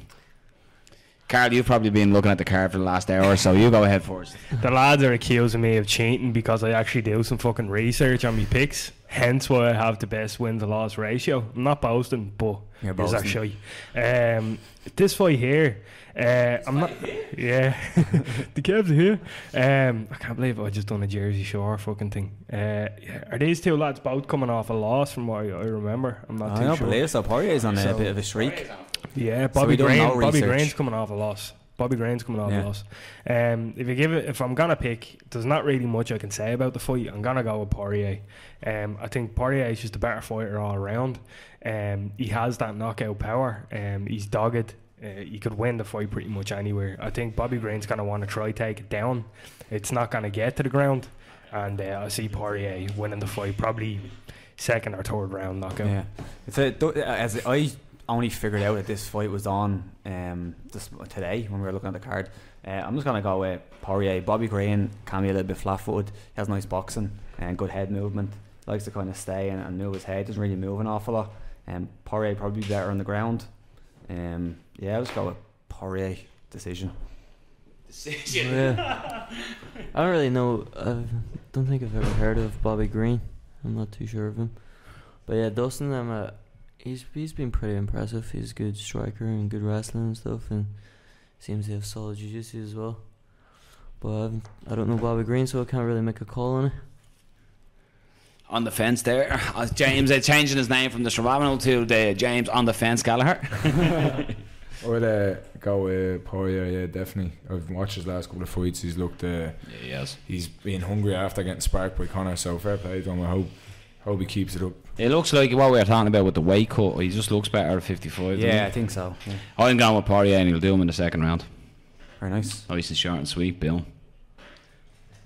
Did you pick? Sure. Yeah, I'm not paying attention. All right, I wasn't listening. Hashtag win decision. Yeah, that's fucking right. Yeah. So then we've got Dan Hendo Henderson against Hector Showtime. What's his name? Show eater or something like that. It looks like show weather. Depends what way you read it. Show weather, yeah. Show weather. Hector Lombard fighting Dan Henderson. It's a coin toss, this one, I really think, because if Dan Henderson lands that right hand, everyone's going to sleep. So it depends. Again, it's always, I went with Lombard last time. It depends what Lombard turns up. I think he's going to be two. I think I'm going to go with Lombard, I think, and you'll get Henderson. I think Henderson, he's a legend, but I just think time has expired on him, and his time has passed, and I just think Hector Lombard will use his Muay Thai and just light him up. To be honest, I don't really rate Hector Lombard. I can't believe you're picking him over Dan Henderson. Do you really think Dan's done? Yeah. I don't know, man. I don't know. I'm going with Dan Henderson. Dan Henderson, his Greco-Roman background is phenomenal. If Hector Lombard can't get this fight to the ground by using his judo, it's not going anywhere. Lombard's going to tire out. Dan Henderson never tires out, and even if he ever did look tired, he still has that knockout power. I think Hector Lombard's way too flat-footed. There's no way for him to get Henderson down to the ground, so I'm going to say Dan Henderson's going to win the fight by knockout, probably second or third round. Oh yeah, I think Henderson as well has passed his time. Like he's obviously a legend and all that, but he's just hanging around too long. He's doing himself no favour, so I reckon Hector there will do the job. They're heading him, God bless him. He's a heading like yourself, folks. Like, yeah, definitely. I think as well, Dan Henderson has been. I think he's, do you know what I mean? He's a legend of the game now. You should put it past him a little bit as such and stuff. But I think Hector Lombard is like younger, more athletic, and he's got a pretty good skill set as well, coming with a good judo background and stuff. And I think he'll take him. Yeah, like I said it to Carl today. It was a tough fight, and he was straight away went with Henderson. Yeah, I think what you said, he's a bit more athletic, Lombard. Henderson did say as well he might be hanging up the gloves. He said he might be hanging up the gloves. It's just that's not a good sign. Everybody is saying Lombard is athletic. I've yet to see him ever use it. He blows out. You're right. Yeah, he does. He does blow out, like, and that could happen 100%. I just think he'll. Yeah, I don't know. It's a tough fight. I'm gonna go for Lombard. I don't even know why. Yeah. I don't like when fighters say they might retire and this could be my last fight and stuff like that. It's a bad sign. Yeah, it's bad going in. Yeah, 100%. Then we move on to Max Sketcher Lighters 2 for 50 Holloway versus Ricardo. Look at that tashing him, Cian. Isn't he selling lighters on Moore Street? Isn't he? Holloway. Look at that tash. The absolute beast though. He's a good scrapper. He's a ropey looking fucker. Yeah, big time. He is actually good. He's had a good few wins lately as well. Yeah. So. Again, it's the McGregor effect. You get beaten by Conor and you go on a train. I hate that Lamas fella as well. He is an asshole. Remember that horse? video that he made about Conor? Shoe, but the show I've ever seen. So I'm going with Holloway to blow him away, hopefully. Yeah, I'm going to agree with Cian because I think Max Holloway wins this in his title shot. This division is being held up, as Dan Hardy was saying, with Conor up in weight classes. It's holding the division up a little bit. So I definitely think Holloway wins this. He's the he's number one. I know it's either going to be Frankie or Jose. Yeah. Apart from them. Yeah, he's the next guy in line. I like Holloway as much as he sells fireworks at Halloween and lighters and stuff. It's grand, like, do you know what I mean? Sitting on the back of the bus listening to the shit that Cian buys. That's who he buys it off. Well, he'll be on the show now in a couple of weeks. Be like, great to have you on, Max. You know, them fucking black cats you sold me a few years ago are fucking duds though. But yeah, I just think Holloway, he's going to. Again, I think Lamas is going to try and wrestle with him, but I just don't think he's going to use his distance and he's going to light him up. And I think he'll get it done. I think he'll finish him probably mid to late in the third. Max Holloway. Yeah, I think Max as well. He's just a more skillful fighter all around. And he's got a good reach advantage as well. And I think he's up there with the best, but I can't see him getting past Conor again if he does make it up there. Yeah, I think it's a tough fight for Max against Conor just because of the kicks and stuff. Max throws kicks, but he's not as dynamic, but his hands are great. His footwork is great. Doesn't really get hit an awful lot. Even against Conor, he got hit, but he didn't get hit loads. He's tough as well. He can take a shot. Yeah, big time.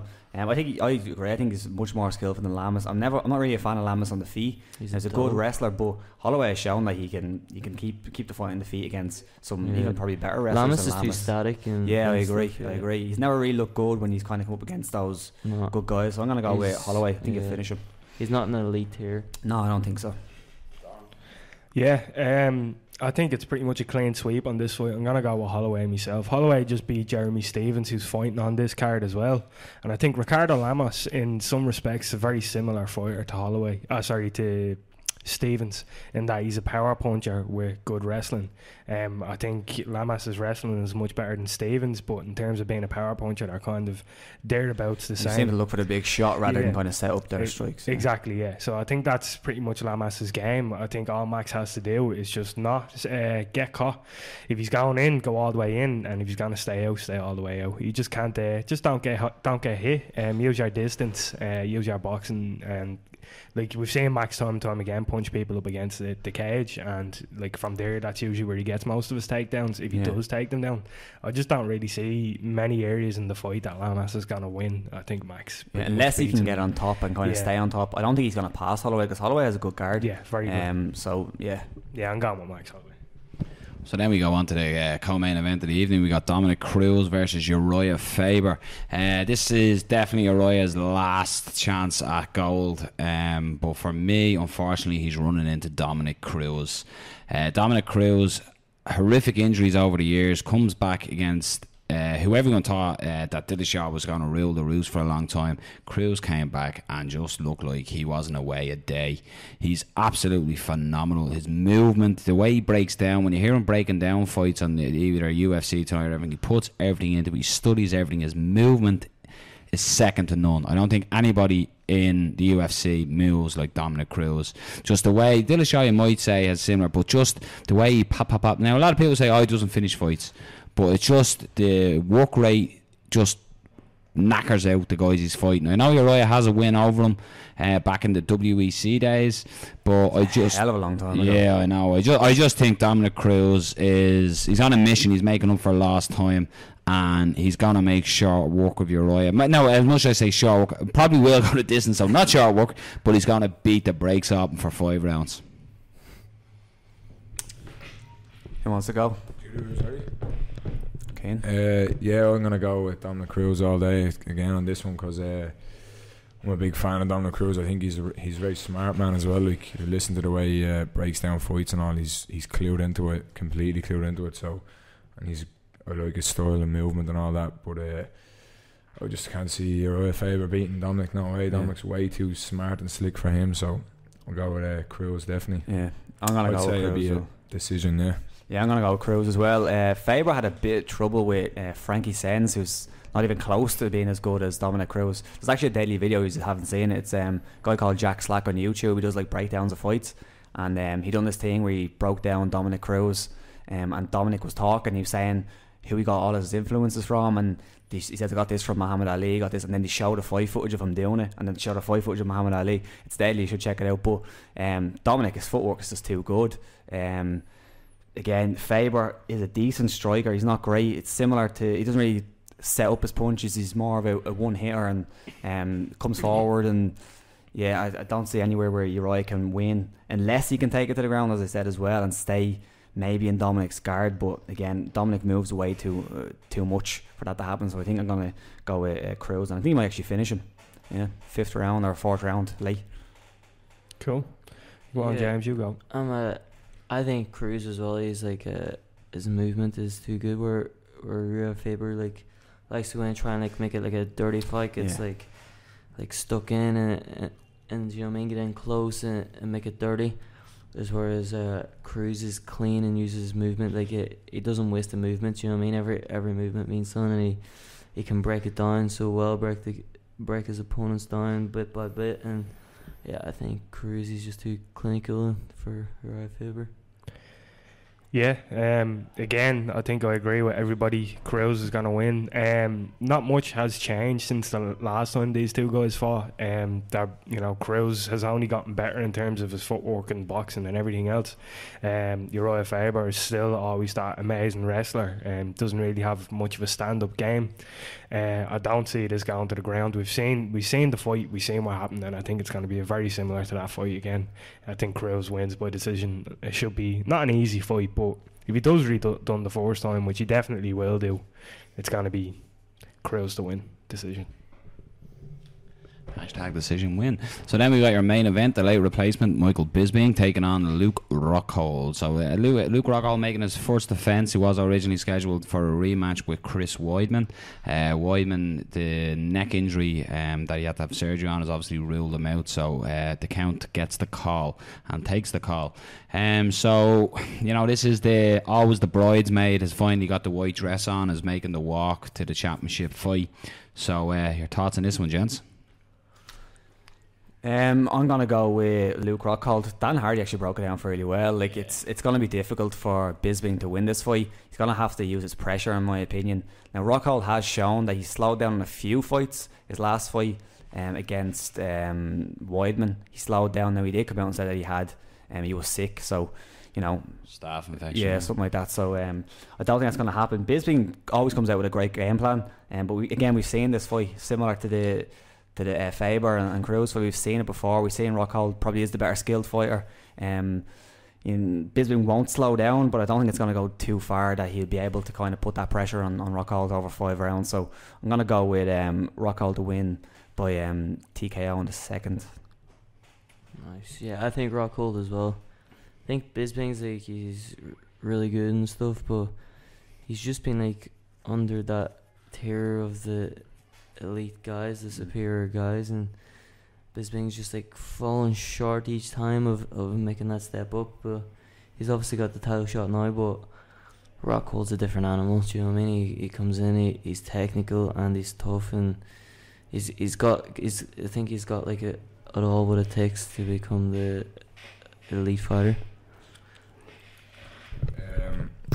Yeah, I'll go with Rockhold as well. I've been watching him close the last couple of months. He's been training with Henry Hoof out of the Black Cillians striking coach, and Henry's no mess around. He's a legit coach as well. So we've been watching his pad work and all that, and he's a good southpaw, great mover. Huge for the weight class. But he's very slick striking. I've been watching him lately, and I just think that not taking right. Bisping's a legend as well. Seeing when he was like with Silva, like that kind of shocked everyone a little bit, didn't it? Like he really went for it then. But I think Rockhold, his striking will just shut him down. That's what I think is going to happen anyway. He's nice kicks, nice movement, big left hand straight down the middle as well as there. I just think Rockhold is going to finish him. The romantic in me wants to say Bisping, and you know me, I love a bit of romance. I'm like the Don Juan of romance. Don Juan is romance, isn't he? No, but I want to say Bisping, but I'm not going to say Bisping. I think Bisping is going to start very well and have moments. Started very well in the first fight. Yeah, I think you'll have Rockhold on the back foot.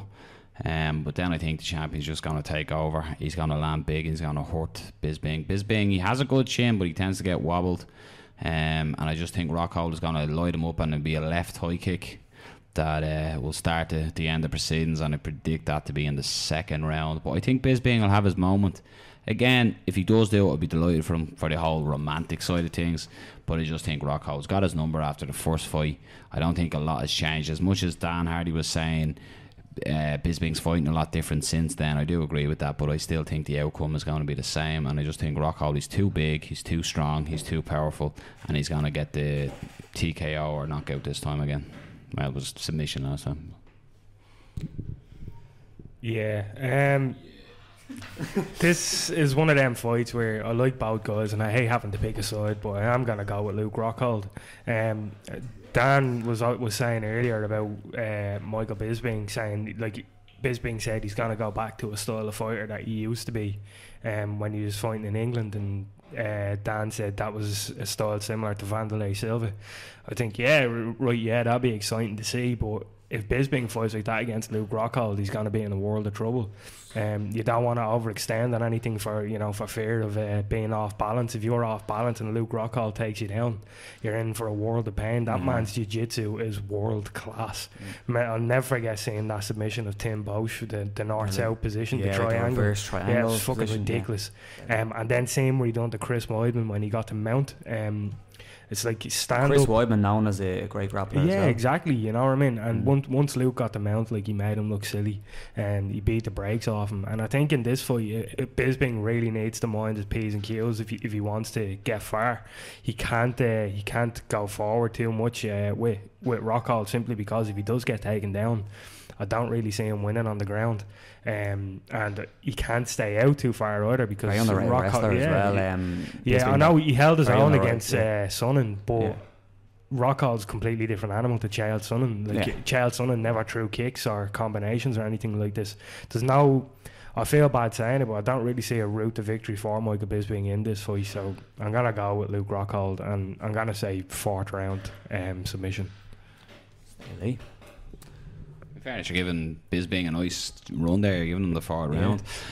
So we do a thing here as well, lads. It's we call it the under the radar, where we sort of pick a fight that not everybody's talking about, but it's going to be a barn burner. Carl, we all know you're going to go with Penn and Andrade because you just like the women. But no, I'm going to go first this week, because you've been all robbing my fucking under the radar picks, and these are fucking driving me fucking nuts with it. So Carl will get a preview. Look, Carl, there it is. Look, pop. I'm going Sean Strickland against Tom Breeze. Rob looks disappointed. I like Tom Breeze, tri-star fighter, 10-0. I just think he's a lot of potential. Strickland is a 17-1 fighter, huge fighter as well. I think this is a great fight. I think it's going to be real back and forth. I don't know what it is. Cian, you know Eric O'Keefe talks about Tom Breeze quite a lot on Facebook as well. I think Tom Breeze is legit. Yeah, I think he's Ray Tom Breeze a lot anyway, yeah. So this is a fight that I'm looking forward to watching, I have to say. Out of all the fights as well, I know the main card is phenomenal, but I'm looking forward to watching this fight. I just think it's going to be an absolute barn burner. So make sure you are watching this. It's the early prelims Fight Pass, so make sure you're on Fight Pass to check this out, because I think it's potentially fight of the night. It's mad that that's on the early prelims. Yeah, I thought that would have been bigger. That's how stacked the card as well, though. Like, I don't know, I'm looking up, you know. Miller against Bruce because Lee. Carl is the same one. Ortega versus Clay Guida. Amazing fight, especially because Clay Guida will probably take down Ortega, and Ortega off his back is just like one of the best people to watch, because he has the strangest looking sweeps. I don't know what he's doing, but he does something crazy. It just looks like mayhem. Yeah, it's more than that. I'd need a bit more knowledge of jiu-jitsu to know what he's doing, but should be an amazing fight. The only problem with Clay Guida is his last few fights haven't been great. He's looked shy. He hasn't looked. He's looked shy. Haven't been great. So that's a problem. But should be a great fight. Ortega is deadly. Yeah. Robert was like dying to get that pick out, because I told him in the gaff, if you don't get out before me, I'm robbing your pick. But me, I'm gonna go with Cole Miller versus Alex Caceres. Alex Caceres, similar to Ortega with the jiu-jitsu, he's just not as good in my opinion. His jiu-jitsu was really, really good. He'll go for sweeps and submissions off his back. And then Cole Miller, he's similar to a Diaz brother in that he just comes to fight. He likes to throw down. It's just gonna be an exciting fight. Make sure you see them prelim fight. Lovely. And let's choose on how many fights there. We probably took the best ones. Yeah, we robbed them all. He's looking at the card now, really. Ken, I'm going to bring it back to a local boy with us from our neck of the woods last night, fighting on Warrior FC. If you've been on Facebook today, you've seen it. Let's just put it that way. I'd say it's the simplest way. My reaction, I thought it was hilarious, because I was talking to Dave when we were in the ring, and I said, don't get me wrong, that was impressive, but wait till you see my reaction in the fucking background. I just literally was there going, that's the best knockout I've ever fucking seen. Like, you know, it was a spinning heel hook kick like today. He caught him in the first round with it. Yeah, I seen him, he rocked him with it in the first round. Yeah, sort of sat a little bit as it happened, and then Jesus, the knockout was phenomenal, wasn't it? Yeah, Dame was always was cleaning up in the kickboxing scene. I was always saying to him, because he's from my area, so I was always saying to him, make the move to K1, you know, he should. So he's been out sparring with us in Warriors the last while, so you can see he's a natural fighter, so he's learning quick. He's like a sponge. Even watch the fight, he was checking leg kicks, he was returning leg kicks. He's no messing around, and that's only like a second pro K1 fight. So his first one was in Cage Kings. Second, and that spinning hook kick, I think is there for him every time. It's like his go-to thing, like, you know, everyone has one thing that they're so good at, like, and that's his.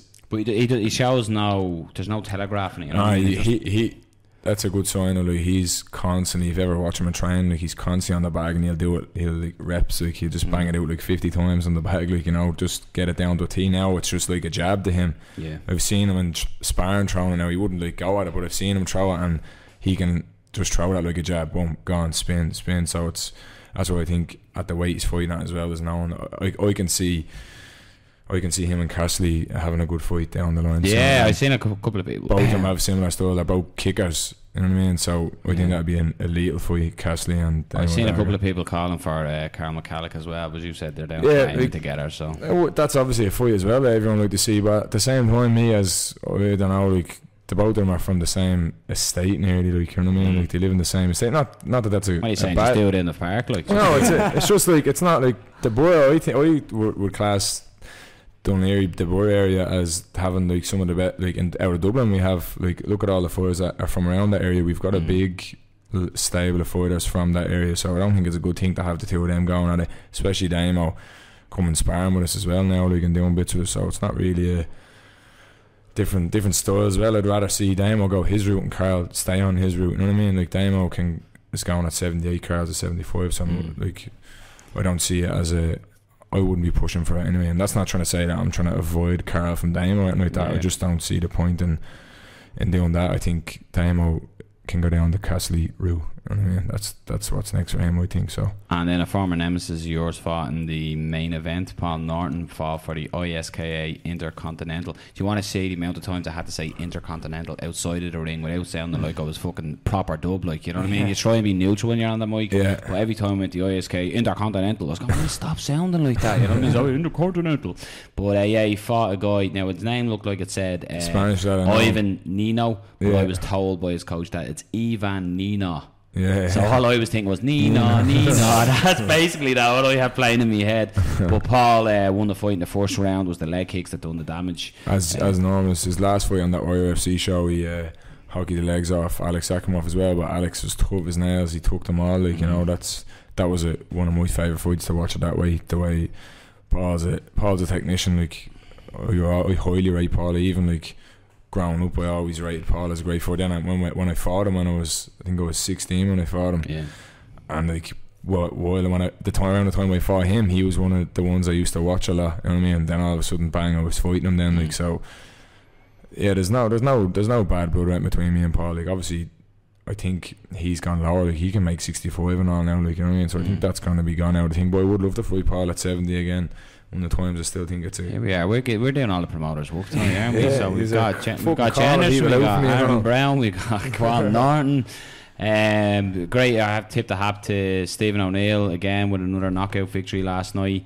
Great performance by him. You could see the confidence from the win in Wicklow that time. He just looks like he's progressing. Yeah, he's going to be coming onto the ranks soon, onto my ranks, I'd say soon. Yeah, so it's good to see that. You know what I mean? Especially down our way, like he's down Wicklow way and all that, so it's good to. And another big victory as well last night for Gergo Boudis as well. He's fighting my boy in 2 weeks, King Hogan. Yeah, that's going to be. So Gergo trained with us. Yeah. Like, when he first came to Ireland, he trained with us. So, and then he went. It was just easier for him to train out in Kamikaze because that's where he lives, out that way. So, and then like, even he was out in the gym like last week in sparring, King. You know what I mean? Like, I don't know. I didn't like ask for that to happen. They just showed up the gym. I wasn't going to turn them away. So they're sparring on another fight next week. That's going to be another good fight as well. So that's another good fight for the takeover. So make sure they're to watch that. He had a knockout. I didn't see the fight. We'll link it in. We link in the links. And then a training partner about his young Dan O'Toole retained his belt last night. It was a good fight. He won. You know, they always say you have to take the belt from the champion, and it just looked like that wasn't happening for Darren O'Brien. It was a good fight. Damo won the fight. Like, he did win the fight 2-1. I would have given it. It was a good fight. Again, another young bright star out of SBG. It's plenty of times that expression has been used. Dano's legit as well. He's only young as well, so. And then Derry Guinan got a great result against Bernard Collins. Bernard Collins knocking people out for fun. And Derry got in. It was a great fight. Bernard got deducted a point in the third round. Derry sort of fell. The ring was a bit weird. There wasn't a great gap between the rope and the edge of the ring, so a couple of lads' foot was falling, and Derry fell down. As he fall down, rush of blood to the head. Bernard, basically soccer kicked him in the head, like. But Derry got back up. All times, Derry got back up and he got the result. But yeah, it was a great night. Warrior FC 6 was a great night. So let's just jump ahead and we're going to get your opinions because you know the man, you're with the man. So his opponent, that the fight isn't happening, it is happening, was on the MMA Hour. Did you see it? Oh, I have to. I meant to watch it. Saved. I mean, an hour and 10 minutes of Nate Diaz. How many glasses of water did he have in that interview? He just kept getting up and walking around with his phone, like, and just constantly getting ice and water. Going outside, his connection was dropping and all. He was like, "Oh, you go back inside. Come on, go back inside." But it was basically they were talking. Ariel was going on to him about, you know, the meeting. You seen Conor having a meeting with Dana and Lorenzo, and it looked all smiles while the rumours were that the meeting with Nate was anger. They were sort of squashing that. But again, like, Nate Diaz is a great personality of MMA. You know, if he wasn't fighting Conor, we'd all be loving him. You know what I mean? But we're all against him when he's fighting Conor. Sure, we met his brother in Vegas. And he was all for Conor. We met him in December, and he was like, he knew who James was, and Nick did, and he was like, I think he reminded us about 5 or 6 times, make sure you tell Conor I said good luck. He did, didn't he? Like, and he knew who he was and all. He was just in the MGM, and we were the ones who spotted him. No one else spotted him. There was thousands of people in the place, and he was just standing at Starbucks on his own. So there's fucking Nick Diaz. We floated over to him, and he knew who he was, and got chatting. Then he was. So he obviously real recognised real. He knows Conor's no joke either. So right, so come on, is it happening or isn't it happening? Exclusive, and obviously Fight Talk exclusive. Conor McGregor, Nate Diaz. Is it happening, James Gallagher? All the pressure. I don't know. Telling me it's James on the fence, Gallagher. That's it. So it is, I guess, usual. Have to find out like everyone else. She's a promoter now as well. We're getting nothing out of here. We're getting nothing. But it's huge news. It's every week. The Mayweather stuff is another story as well. Conor obviously there's footage of Conor sparring and boxing here and etc. And TMS were breaking it down. Just TMS? TMZ or whatever they're called. What are they called? TMZ, whatever. I'm fucking 35. I don't give a fuck about TMZ. They were breaking it down and they were ridiculing the fuck out of Conor's boxing. They were like, he's lazy, he's doing no work, he's getting outworked, he's at any there looking at it going, has relaxed, like it's just light spar, like relax. Yeah. But spar. Is it again? Is it completely rubbish talk? The Mayweather stuff. No idea. Why did we bring him on? It's the only reason. Picked the wrong guy. No, but it is. It's mad, isn't it? The excitement every time stuff happens. But I think they're just having a bit of fun with it at the moment. Yeah, I think that's what it is. Personally, I just think they're having a bit of a laugh with it. I don't think it's going to happen. Yeah, I don't know what's happening with it, but I think that Cian Cowley knows what's happening. Get ready for some breaking news. I think it's great for both of them because Mayweather needs it as well because he's retired now. Like he obviously wants to keep his name out there, so now he's getting the MMA fans, and then it's reversed, and then Conor's getting the boxing fans. So it's deadly. Why would they say no? Like, why would they come out and say, "That's not happening"? Like, they're getting a bit. You can see the interviews with Floyd. Like he's loving it, and he's getting. And Conor's dead right in what he says. He doesn't need Floyd, like, you know what I mean? Floyd needs Conor to get him the big payday now. Realistically, it's true. You know what I mean? It's not as if Conor... I think Floyd's last fight on like 500,000 boys. That's loads, but for a Floyd Mayweather fight, it's not really that big. Like, so you can see it's gone down. So, but I don't know what's happening. Like, I can't comment on that. Like, official statement: Cian Cowley said that Floyd Mayweather, Conor McGregor is happening on the 17th of September, and James Gallagher was nodding as he was saying it. So don't worry, we're filming. You weren't nodding. Yeah, and it's in Crow Park. Get your tickets tomorrow on sale, 9 a.m. We're going to wrap it up, boys, because it's been late.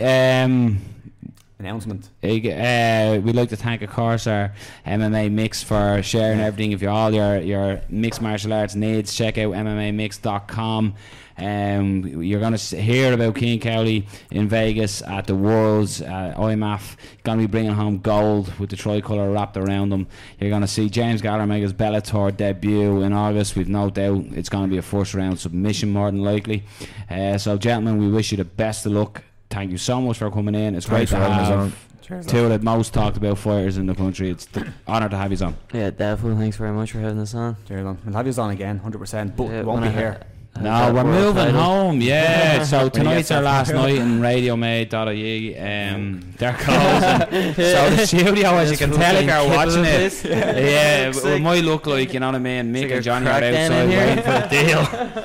But we're wrapping up, and we're going to be coming from you from Whiskey Fair in the beautiful south side of Dublin. I'm getting away from the lads in the north side. I'm dragging them out to the leafy suburbs, the borough. So we're going to be going from there on. So yeah, it's good night from me anyway. So thanks, Radio Made, and best of luck with whatever you do in the future. But we're out of here. Yeah, thanks very much everybody for listening to the past 20 episodes here in our home at Radio Med. We're going to be producing the best content we can at Whiskey Fair in Dunleary as usual. So for tonight until probably next week or maybe the week after, we'll have to see until we get set up, but we'll get some content out, we promise. Thank you very much for listening to the show, and good night.